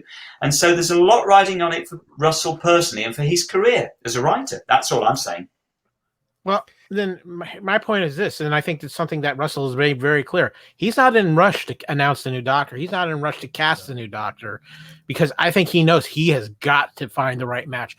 Not only for Doctor Who, but to work with him. And I know that there has been some controversial names being thrown out to replace Jodie before we knew Russell was going to be the new Doctor. Yes, Ollie Alexander's name is everywhere again by all the people who cannot see any further than right in front of their noses. An actor stroke singer who's already said that he's not interested. A man who left social media. He was that fed up of hearing about it, if flattered. A man who was about to put out a new album and to go on like a 2-year tour. The idea that he can take the lead in a show like Doctor Who is ridiculous, but people are not going to stop talking about Ollie Alexander. I'll say now, not going to happen, people. So part of the reason, of course. Go on, Kyle. Oh, no, I was just going to say, I know there's some people talking about there's people who think that they're going to recast a woman in the role again and things like that. If that is the case, there's only one name I want to hear, and this is just personal reference. If I hear Olivia Colman is the Doctor, I'm in 100%. I'm just saying that. I know several people who feel that way, and allegedly, she was the person that Chris Chibnall approached originally back when he first got the job. She allegedly turned it down pretty flat. He went to his second choice and offered it her unconditionally as well, and the rest has been long, drawn-out, painful history. So, you have to understand, Olivia Colman won the hearts of the United States with her Oscar-winning speech, and how she was at the and everybody. The U.S. is all in on Olivia Colman. She's wonderful. She's charisma. She's eccentric. She's a great actress. She has got everything. I think one of the interesting things, of course, is that Dan, you and I have talked a lot about this. Well, all of us have talked a lot about it on previous podcasts, that Doctor Who had become such a toxic brand that it was almost difficult to imagine anybody, any actor worth their salt, wanting to take on after Jodie Whittaker. Now, interestingly, as much as I am knocking Russell T Davies coming back to his role, you are now reasonably confident that yes, any actor worth their salt will now want to take the role on, because it's Russell T Davies back at the helm. So whatever my personal thoughts on Russell T Davies being there, it undoubtedly has cast a certainty at the helm of the show that means, you could pretty much get Olivia Colman back now, maybe, in that she's gone off and done Hollywood, and so normally you'd think, no, it doesn't stand a chance of getting Olivia Colman. Stand a chance. No, there's going to be no stigma attached to taking any role on anything Russell T Davies writes and produces. Nothing at all. My personal take is I still fear Ollie Alexander. I know you said categorically he won't be. The only reason we keep on coming back to Ollie Alexander is because Russell T Davies made such a song and dance about saying that he thought he should be the next Doctor Who. So that's still just niggling at the back of my brain. And I assure you, my eye is going to the right, and to Lydia West, his co-star on It's a Sin, who, don't get me wrong, I don't think she's right for the Doctor either, but I think she's a more likely prospect. I think she's somebody that the public are more hungry to see act in something else. She's somebody who has a kind of potential. If she's not in Series 14 of Doctor Who, I will be amazed. But a lot of people are circling her again because they can't see any further than It's a Sin. The thing is, really, my personal take now is whoever you cast as the Doctor, they have got to be a real heavyweight. And I'm sorry, she's not a heavyweight. No, and realistically, Simon, I'll say, because I suspect it's a controversial thing to say. It's got to be a bloke this time. Realistically, it's got to be a bloke. It has to be a bloke, and it has to be some real heavyweight actor, the same as they did with Chris Eccleston. The gender swap has been a disaster. It has been rejected by the British public. Nobody's interested. The people who are actually speaking, I'm not talking about you guys who spend your life on Twitter. Go out there, talk to real people. None of them like the fact that it's been changed into a female. They've all recognised it for the gimmick that I said it was 3 years ago. That's how it's played out. I'm not saying you've got to like it, but it is objective fact. Russell may cast a woman. If he does, I'm there anyway. I trust Russell T Davies, but he's got a lot steeper, a hill to climb creatively with that show, with selling that show, and with winning people back and getting our generation to put our kids in front of it. It's going to be a lot taller order with a woman in that role when it has failed so spectacularly. And so a male lead, he doesn't necessarily have to look like the classical hero. Just be interesting. Just be eccentric. Just be a bloody good actor. I want to throw an idea I have out that I can maybe see Russell doing, and I don't know. Obviously, for the Doctor, if he wanted to go like just completely meta and throw everybody off, Bradley Walsh is Doctor Who. just to mess with everybody. He's not going to do it, but just to mess with everybody. No. But what I could see is this. Kyle, they need the next Matt Smith. It's that simple. Yeah, or David Tennant. I mean, along those lines. But I want to throw something in, and I don't know if Russell would do this, and you guys probably are a little more familiar with. There's an opportunity here to bring back somebody from his initial run that I think is really, truly the only character from his initial run that you could bring back and it would fit with Doctor Who. Is it time for Martha Jones to return to Doctor Who? Oh, Martha. I love Martha. I love Martha as well. I love Martha. My personal take is no, that would be just the absolute worst thing to do. Much as I love Martha Jones, I think this is where you've got to be really, really careful because as I've already said, to me, it's a backward step to bring back a former showrunner. I think it would be a huge backward step to bring in somebody from the former show. And I'm already reading stuff saying, "Oh, bring back David Tennant." No. You've got to move forward. We have to move forward. The only reason why I say the character of Martha Jones, because I think she does, the way her storyline ended, and so it fits to bring her back for a special or something like that to help establish things for a new doctor. The reason I'm saying no out of hand is simply because the British public don't know who Martha Jones is. They don't care. It's been 14 years. Yeah. They really don't care. They just want to see Doctor Who. But here's the thing, and this again, I think that with Bad Wolf running this and stuff, they're not going to be just writing this again for the British public. They're going to be writing this for a worldwide audience now. I think. Yes. So that's what I'm saying. And Freema has got who are potentially Kyle streaming these episodes, streaming her original episodes, and who followed her since. Is that what you mean? Right, and Freema has got a very large presence in the U.S. because of some of this TV work she's been doing here in the U.S. as well. Again, I'm not saying put her on the show regularly, but have Martha Jones is the one character I feel that you could outside of Captain Jack, that you could put into a new run of Doctor Who, especially one that Russell is writing to help. To put her in a special, put her in like a 2-part episode to help establish this new doctor and maybe crew. And all I'm saying is because you're not just writing for the British audience, you're writing for a worldwide audience right now. Sure. Whereas somebody like Donna, her story came to a natural conclusion and it would harm the character. Exactly. I don't think Donna is too tied with David Tennant. I think Martha Jones, you have some flexibility there to tie her to a different actor as the doctor as well. My personal feeling is I would imagine that Russell will want to do exactly what he did in 2004 into 5, which is a completely clean slate. And I pray this is what he does completely. And I think that's what he'll do. I'm just throwing some speculation. Yeah, absolutely. Initially. Yeah. Initially, cut all ties with the original show, the original run. Not from a destructive point of view, but simply no. Let's wipe the slate clean. Let's start again with new, strong characters. Exactly like he did with Eccleston and Piper.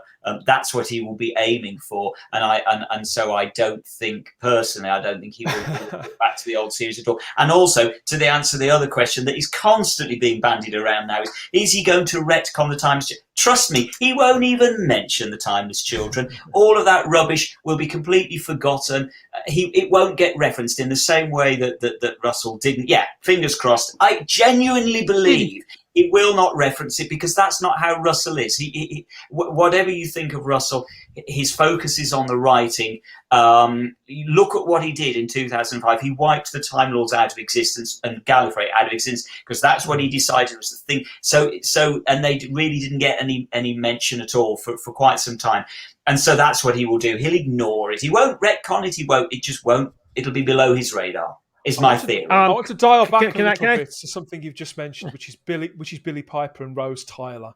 And for all that, I actually agree with what you've said. I see your point, Kyle, and part of me really wants to see that because I do love Freema Agyeman. But there is one person who has spoken publicly already about potentially coming back. She was put on the spot through the app Cameo, where people pay a sum of, I think it's like £40, £50, to have a question answered, or sometimes even have a short conversation with a celeb or actor, however you want to call it. So she was asked directly about Doctor Who, about whether she'd go back to it. I'm talking about Billy Piper. So I've got a short clip here of Billy answering that question.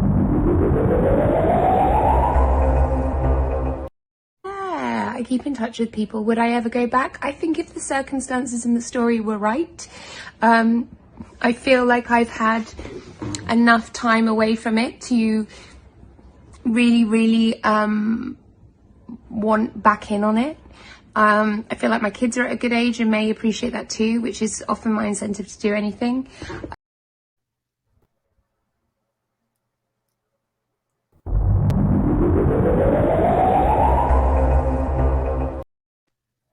Whoa. Yeah, so there we have it from Billy, and she's not exactly short of work. She's just directed and starred in her own feature film for the very first time, so she's got lots of options. But it is interesting that she didn't dismiss it out of hand because she had done before. That really surprises me that she didn't dismiss it out of hand. Yeah, me too. I genuinely was expecting her to, at minimum, take an evasive approach there and not be drawn on it at all. But what she's basically saying there is, yeah, I'll come back. Thank you very much. If it works out, yeah, I'd come back. And again, Simon, even though you've sort of shot down Kyle's argument there, really, you can see the fun. Sorry, Kyle. It's natural that people No, speculate, it's and it is fun to speculate, isn't it? About one's favourite characters, favourite monsters, favourite. And being clear, again, I've spoken publicly. I adore Billie Piper as Rose. She's just one of the shining lights for me of those first couple of years. Would I want to see her back? Yeah, I'd love to see her back. Is it the right thing to do? No, it's a catastrophic decision. You can't bring her back. I agree. If truthfully anything that I would love to see as a fanboy dream is that all of this that Russell does brings us back to a proper Torchwood at some point. I think certainly spin-offs and things like that have to be potentially in the distance for this. They probably aimed in that general direction, and I personally, I'd love to see a fresh take on, if not Torchwood, then something like Torchwood, or a unit show, or I don't know, on something. I think there are lots of options there for it too, particularly with Bad Wolf, with their premises. They've got large studio complexes in multiple places, and they're used to working on shows which have got large casts rather than 2 or 3 people. But I want to go back to Bad Wolf just for a moment, because we've got the initial tweet here that was put out by Bad Wolf. So following on from the BBC's initial statement that I read earlier on, and then Russell's own remarks, where he sort of doffed the cap a little to Chris Chibnall. They're very polite, very professional, as always, his integrity on show. Bad Wolf followed it up with this. So this was, we are delighted to be joining Russell T Davies on a looped ontological paradox, where Russell goes, we are proud to follow, and that with BBC Studios, Bad Wolf will be producing the all-new series of Doctor Who. It's a privilege to be asked to support him in Doctor Who's future. So that's how it went. That's how it all played out. That was up on Twitter very soon after that initial statement from the BBC. They retweeted it and whatever else. Shortly afterwards, though, obviously they were then deluged with Doctor Who fans clicking follow and all the rest of it. People who weren't interested in Bad Wolf all of a sudden are. That's understandable. That's how it goes. So we've got that from them there, but they followed it up with this, with a retweet of something from Paste magazine. I don't know what Paste is. So I just thought it was interesting that they'd retweeted this, an article from Paste magazine, worded, this is their writer, Lacey MB, on how Russell T Davies can help save Doctor Who a second time. Help save. Yeah, that's interesting. So they're isn't it? acknowledging that Doctor Who is struggling, that it needs the life jacket, Simon. So this is, and by retweeting it, Bad Wolf are effectively supporting that. Nobody's picked up on it. But you could say that I'm looking too deeply into things here, but I think this isn't somebody's personal profile. That is a studio. That is a tick mark. That is them endorsing that article, saying, yeah, we're going to save Doctor Who. So we've got those. And then we've got a third here. This comes from Jane Tranter herself, off her own personal Twitter account. I thought this was quite interesting. It says, so what she's done is she's retweeted a post about the fact that it was 18 years since BBC One announced the return of Doctor Who. So Jane, who was involved in that, she was integral to that, she retweeted that and added, I've often been asked if I was anxious about making this decision. Talking about 2003 there.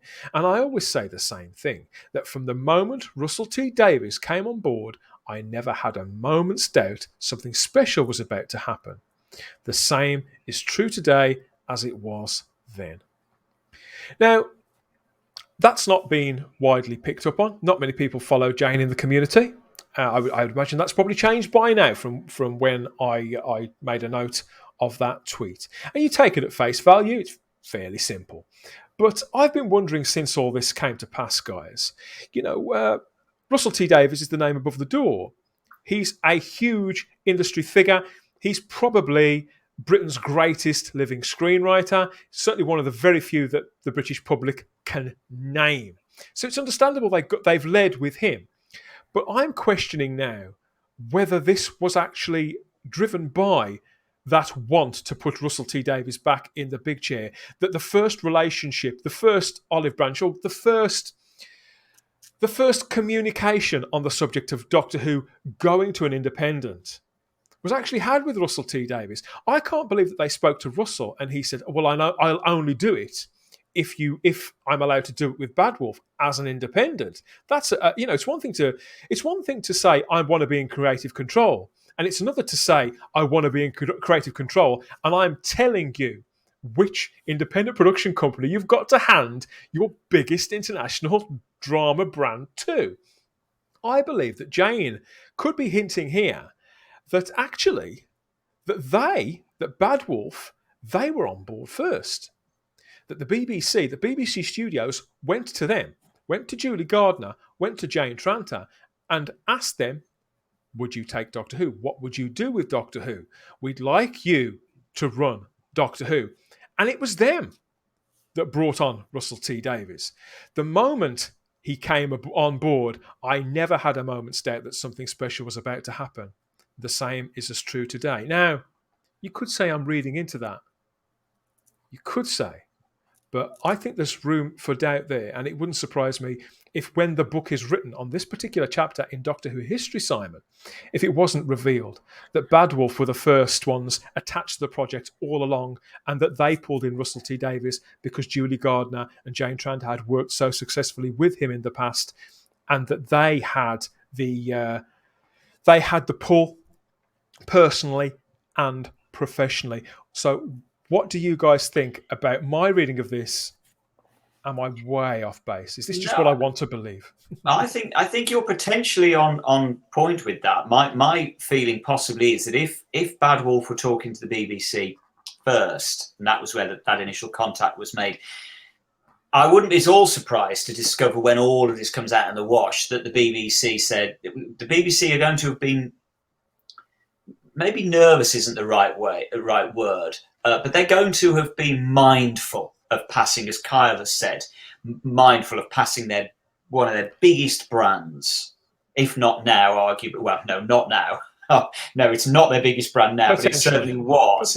Potentially one of the brands to an independent production company. They're going to have been mindful of what they're doing with that. So it could well be that actually what happened here was that, Bad Wolf started talking to the BBC, and the BBC said, okay, we're nervous about this, but we will give the project to you, or co-produce it with you if you can get Russell T Davies back.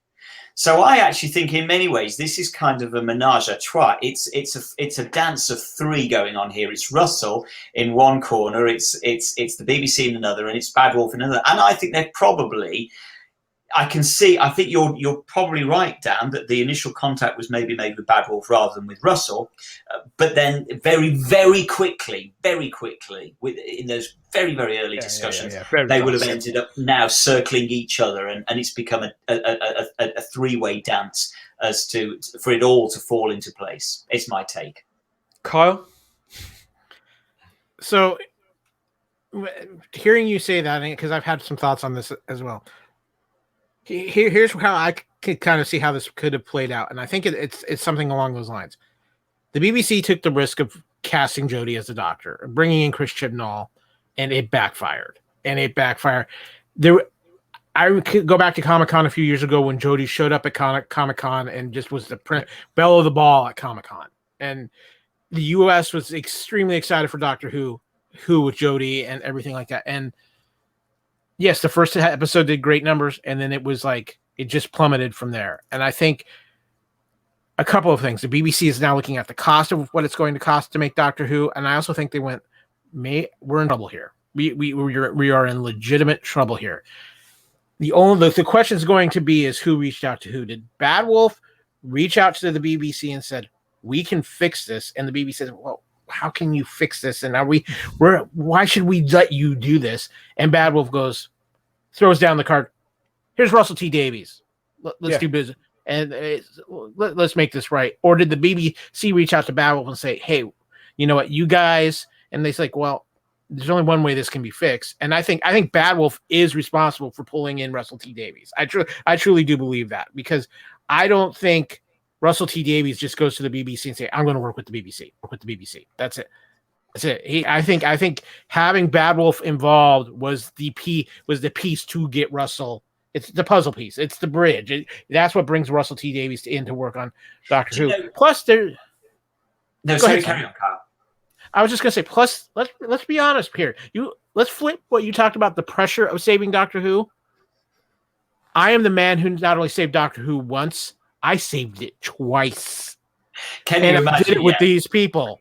I tell you what, Kyle. I tell you what. If he does save Doctor Who, and despite my misgivings, he has every chance to do that. His career is going to go absolutely stratospheric. He will be, the biggest man on the planet in television. What the one thing coming back to that whole issue about this pressure on him, the one thing that makes me think, I just wonder whether this all came from Russell first, was because of the amount of pressure on him. I almost think it's only the kind of thing you would agree to do if you had been the one that had the idea in the first place. In that if somebody had approached him and said, do you want to come and try and save Doctor Who, Russell? His first thought's going to be, no, it's too much pressure. So as to say, part of me just thinks the only reason anybody would actually be prepared to take on the job is if it had been your idea in the first place. So that's partially what makes me think maybe Russell did say, maybe the BBC have been courting Russell again. Maybe it's a direct repeat of 2004, whereby Russell, as Dan, you said, all stuff that he's done recently has been for Channel 4, I think. Actually, he's done more for the BBC, come to think of it. Years and years, and the Very British Scandal were both on the BBC. Oh, okay, then. So it's not, because my theory was maybe... Oh, hang on. No, but they weren't BBC productions. Now I come to think, they were made by the production company Red, I think. I think you're right, actually. I think you're right. So it is possible that maybe the BBC were courting Russell to get him back again, and maybe he did the ultimate and said, I'll come back a second time if you give me Doctor Who a second time. Maybe, I don't know. He was also a key figure in the Doctor Who lockdown season last year that Emily Cook put together with all the Twitter watch-alongs and that exclusive material. It's possible that could have scratched an itch, and he has, he and Julie Gardner and Jane Tranter, they're all close friends. They've probably had conversations over dinner, Kyle. Yeah. I'm just going to say this. I'm not getting surprised to say, let's say 5 years from now, we look back at this moment as the moment that BBC started losing Doctor Who. Yeah, I think that's possible. Yes, absolutely.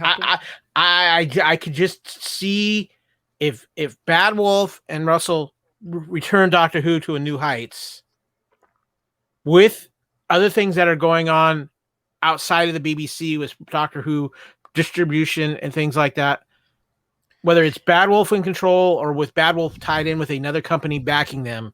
Well, they finally pull Doctor Who away from the BBC to where the BBC is maybe a partner, but not the power partner. Well, the thing is, well, I think you could be right, Kyle, because the difficulty that the BBC now find themselves in by making the decision they've made, they in effect have handed responsibility of the show, maybe not full responsibility at this stage, but they've handed responsibility of the show to the three people that made it an enormous success 15 years ago. So as a result, those three people are clearly going to feel they have more ownership, for want of a better word, over the show, a greater understanding of what makes the show work. And so the BBC's position is diluted. So, let's bring it down to brass tacks. If there is an argument between the BBC and with the Bad Wolf camp, for want of a better word, which would be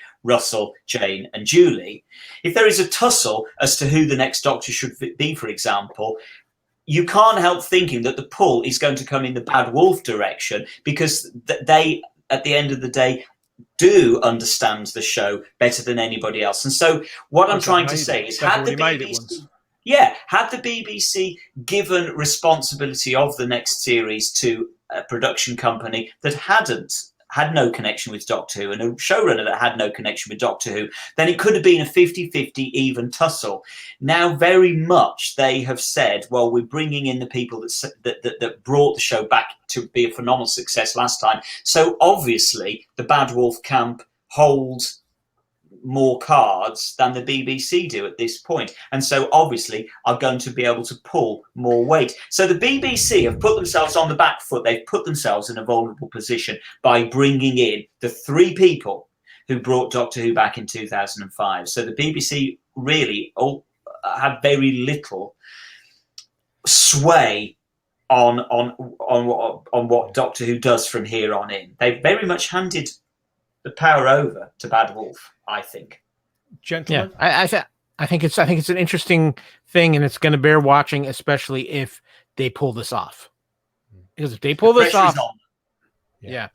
And there's quite a long time until we hear any more, I suspect, not just because there is a kind of season of Doctor Who to come in the next few weeks and lots of other things going on, but simply because Russell T Davies is working on another show at the moment, which he's going to finish and get out before he goes back to actually creatively putting Doctor Who together. I would imagine that it's all coming together in business terms. Budgets are probably being set aside. Studio space may even be booked. Who knows? Maybe they're talking to directors. I don't know. There's going to be a long period of time before we find out anything concrete. And, I'm pretty cool with that. But of course, it's only natural that attention is now turning to that question. Who on earth could be in the TARDIS? Who's going to be stepping out of that box as the next incarnation of the Doctor, be it on the 60th anniversary special itself or in the series that follows? Because we don't know what creative decisions Russell T Davies is going to make there. And I'd say that for once, all bets are kind of off. Almost anything can happen, including maybe the return of an old face. Kyle, you're a huge Matt Smith fan. He's loved in the States. In fact, I've heard yourself and various other people say several times that he is the man. For most, he is the Doctor. Is it possible that Matt Smith could return? Would you like that? And if not, who else have you got your eye on? As far as Matt Smith returning, if you would have asked me a year ago, I would have said it was a distinct possibility. But now Matt Smith has become a Targaryen. So he's a little busy at the moment. Is he though? Because people have a habit of dying very quickly in that fictional universe, don't they? I will understand that. But he's one of the lead roles of that show. But again, with Game of Thrones. However, here we go again. He's doing an HBO show right now. Of course. So, I mean, I don't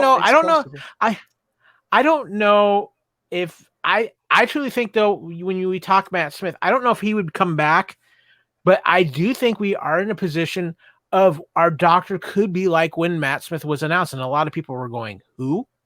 Matt Smith was a genuine, for the most part, unknown going into playing the Doctor. And I would not be surprised if Russell T Davies doesn't pull a power move and say, yep, we're going that way again. That way there is no pressure. That actually relieves some of the pressure if he goes with an unknown instead of some big name, and then you've got Russell T Davies with this person. You're just adding to the pressure. If he goes with an unknown, that gives him a flexibility. And there's a curiosity from the Doctor Who fan base to say, what have we got here? The difficulty is, of course, I think you're right. I don't think for a second Matt Smith would be cast. He might want to come back. I don't think there's a chance that Russell would cast him as the Doctor again, because let's not forget he wasn't one of Russell's Doctors. Russell didn't cast him to begin with, and so I don't think he would want to for no reason at all, other than that. Why would you want to work with a Doctor that another showrunner had cast? It's difficult, isn't it, Kyle? Because which way does he go? Does he go for a complete unknown, which in many ways interests me far more than a known name, or do you go for the safer option in a way, which is, cast a really well-known name so that it's almost a guarantee of the success of the show? That's the difficult call. They will be, I think, in this difficult position themselves of thinking, do we go with kind of somebody who is less well-known that we kind of think our gut reaction is they're the right person for the role? Or do they play it safe and go for that well-known name that or as I say, is almost a cast iron guarantee that the show will then work, be a success. I wish there was a way, and I think it's just near to impossible because there would be too many eyes on it. I would love for it to be, we don't know who the Doctor is until the Doctor regenerates on our TV. I agree, right Kyle. Then and there. I would love to see that. I've always thought, why do they not do that? I'd love to see that happen. I'd love to not even know that the Doctor's going to leave. That you know, again, that would be just brilliant to not know. If we are going in that direction, I mean, this is the time to do something like that. Yeah, I agree. Now, I will say this though, if there's any component of the Chibnall run that I would like to see, if they're going to carry over, if he's going to carry over anything, at least as kind of a bridge to tie up some loose ends or something like that, depending on how Chibnall closes this out. And that's a big question. I'm wondering if there's not going to be some mandates from BBC on Chibnall with some of the stuff he's done. It's like, Timeless Children, you got to close everything out before you go. Put all the toys back in the box. I suspect he was carpeted over this. I mean, I do believe, you know, we've said this on the show several times already, and I do believe that the man was simply fired. I think it was that simple. Get it all in creative order as quickly as you can and leave. I honestly I think there's a wild card piece in this though. And I think it's something that a lot of people universally agree is maybe one of the few bright spots in the Chibnall run is Sacha Darwin as the Master. I agree. Well, I think there's this whole endless children and everything like that. This could so easily be written as a plot of the Master to mess with the Doctor. He's their get-out clause, the unreliable narrator, they call it. Absolutely. Term, Simon. This is break glass in case of emergency kind of situation. And that's what we've always said, that and it's what I've always believed, it was a trick by the Master. I think, again, personally, it would be a mistake to do that, simply because, again, you are then aligning yourself with a failed era. Yeah. And so I think, again, from Russell's point of view, it's going to be like, no, I want nothing to do. I want to remind you guys and everybody listening and watching out there that nobody watched The Timeless Children anyway. So maybe it doesn't matter, actually. Maybe you can bring Sacha Darwin back because nobody would remember anyway. The interesting... Go on, sorry, Kyle. No, here's my idea, though. And I don't remember this at another time happening. Why don't we have the Doctor and the Master both regenerate at the same time? Oh, so we don't have to. Oh. That would be cool. The thing that I think is interesting, really, with that 60th year, and I must be honest, I had not heard, and I didn't realise that so far the only thing that's happening is a 60th anniversary special in 2023. Yeah. I didn't realise that had been announced. I didn't know whether we were getting a series, whether we were getting a number of specials. Didn't know. Either way, what I do think is interesting is if you're correct, and it is just one special at the moment. That's what's happening in 2023 is a single special. Yes. It's difficult, isn't it? What do you do? Do you, and this actually is probably what I would do, is I would do a special, as I said right at the top of the show, which just which is a nostalgic special. You don't cast a new Doctor in 2023. The new Doctor doesn't appear until 2024, probably at the end. The thought had crossed my mind as well. At the end of the anniversary special. That's the point that we need the new Doctor. The end of the anniversary. I think that is possible, and I've been sitting on this idea for a little while now, for a couple of months. I have an idea, and this is before Russell entered the equation. If I was to put a 60th anniversary special together, it's kind of what I'd have done. And I think it would have been an ideal opportunity to focus on, to bring back a character and to put her at the centre of it, make her Doctor Who's equivalent of Judi Dench, her character M in the Bond films. I'd have brought back Carol Ann Ford, and I'd have put Susan Foreman at the centre of that special to sum up everything that Doctor Who had been in the last 60 years. And to move that on. Gentlemen, I think we'll have to pick up this conversation another time for another creative conversation, because that is the old girl starting up and calling time on this trip in the TARDIS. Now, I'll be back with another Type 40 soon. Look out for that wherever you found this. It could have been at the dedicated home to Type 40. You can stream or download us, type40.podbean.com. right there. Or you can also find us on Spotify, TuneIn, Google Play, Apple Podcasts, iHeartRadio, Stitcher, and more places added by the week. You can find us here on YouTube. Of course you can, as well as on the Spacebook's own channel. There's the Fandom Podcast Network's YouTube channel too. We're also still on the Fandom Podcast Network's master feed with all those other shows that you heard about earlier on. There's treats for your ears on the daily over there. And maybe you'd like your say in all of this nonsense. Have we got it all completely wrong? Is all this conspiracy theory and nonsense? Or do you think we're onto something with Kyle's various ideas, Simon being on point there and being a little bit more brutal, and me with my nonsense and reading into this, that, and the other? What do you think of it all? Get in touch at Instagram or Twitter at Type40Doctor or you can email us type40doctorwho@gmail.com. Come and find us on Facebook in the Type 40 Facebook group. That's full of companions from all over the world, and I suspect a few other worlds too, sharing, talking, and arguing now and again about all things time and space. Kyle, what are you up to lately? We heard about the 200th edition of Culture Clash earlier on, but where else can people hear you and interact with you? Well, of course, anything to do with the Fandom Podcast Network. Of course, our master feed is fpnet.podbean.com. We've got big things coming up with True Believers, our newest show where we're covering everything with the MCU. We're getting ready to wrap up What If as its season finale comes up. We're going to fill in some of the gap between the end of What If and when Eternals comes out. We're going to start our chronological rewatch of the Infinity Saga, starting with Captain America, the First Avenger. And we're going to, not on any set timetable, but go through that amazing thing once again and kind of give our thoughts not only about the film, but now that we have that full picture and how it fits in as a puzzle piece to that saga. So we're going to try to take a little bit of a different look at it, plus the other stuff that Marvel's got coming, including the very show I'm very excited about, Hawkeye, because Hawkeye looks like it's going to be a ton of fun on Disney Plus. Of course, when does that start, Kyle? That starts November 24th, I believe, right before Thanksgiving. Here in the States. Also, too, we got Star Trek getting ready to kick up into full gear again with Discovery in November. I'm personally very excited for Strange New Worlds in 2022. We're going to be covering all that with our Union Federation podcast. Star Wars, we're going to be putting out an episode next week covering the latest Star Wars Visions anime project, which to me was something that warmed my heart greatly, being an anime fan myself. So we got a lot of stuff going on at the Fandom Podcast Network. Plus, some guy named Hadley doing stuff with Doctor Who on Type 40. I got a call from George Hadley, something about wanting to take over Dan. I'm just letting you know. Yeah, you got to watch out for him. Simon, where can people hear more from you?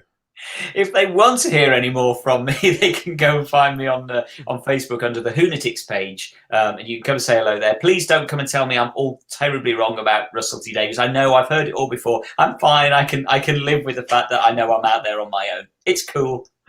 Come and say hello there. You can find me on Twitter and Instagram as the Spacebook even, where I am wheezing, groaning, posting, ranting, but mostly raving about whatever catches my eye, my imagination, or both in the whole of popular culture. Come and look me up over there.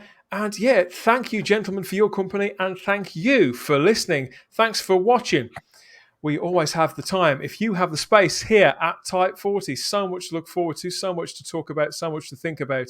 But that is it this time. Yeah, so take care. Speak soon. Bye-bye.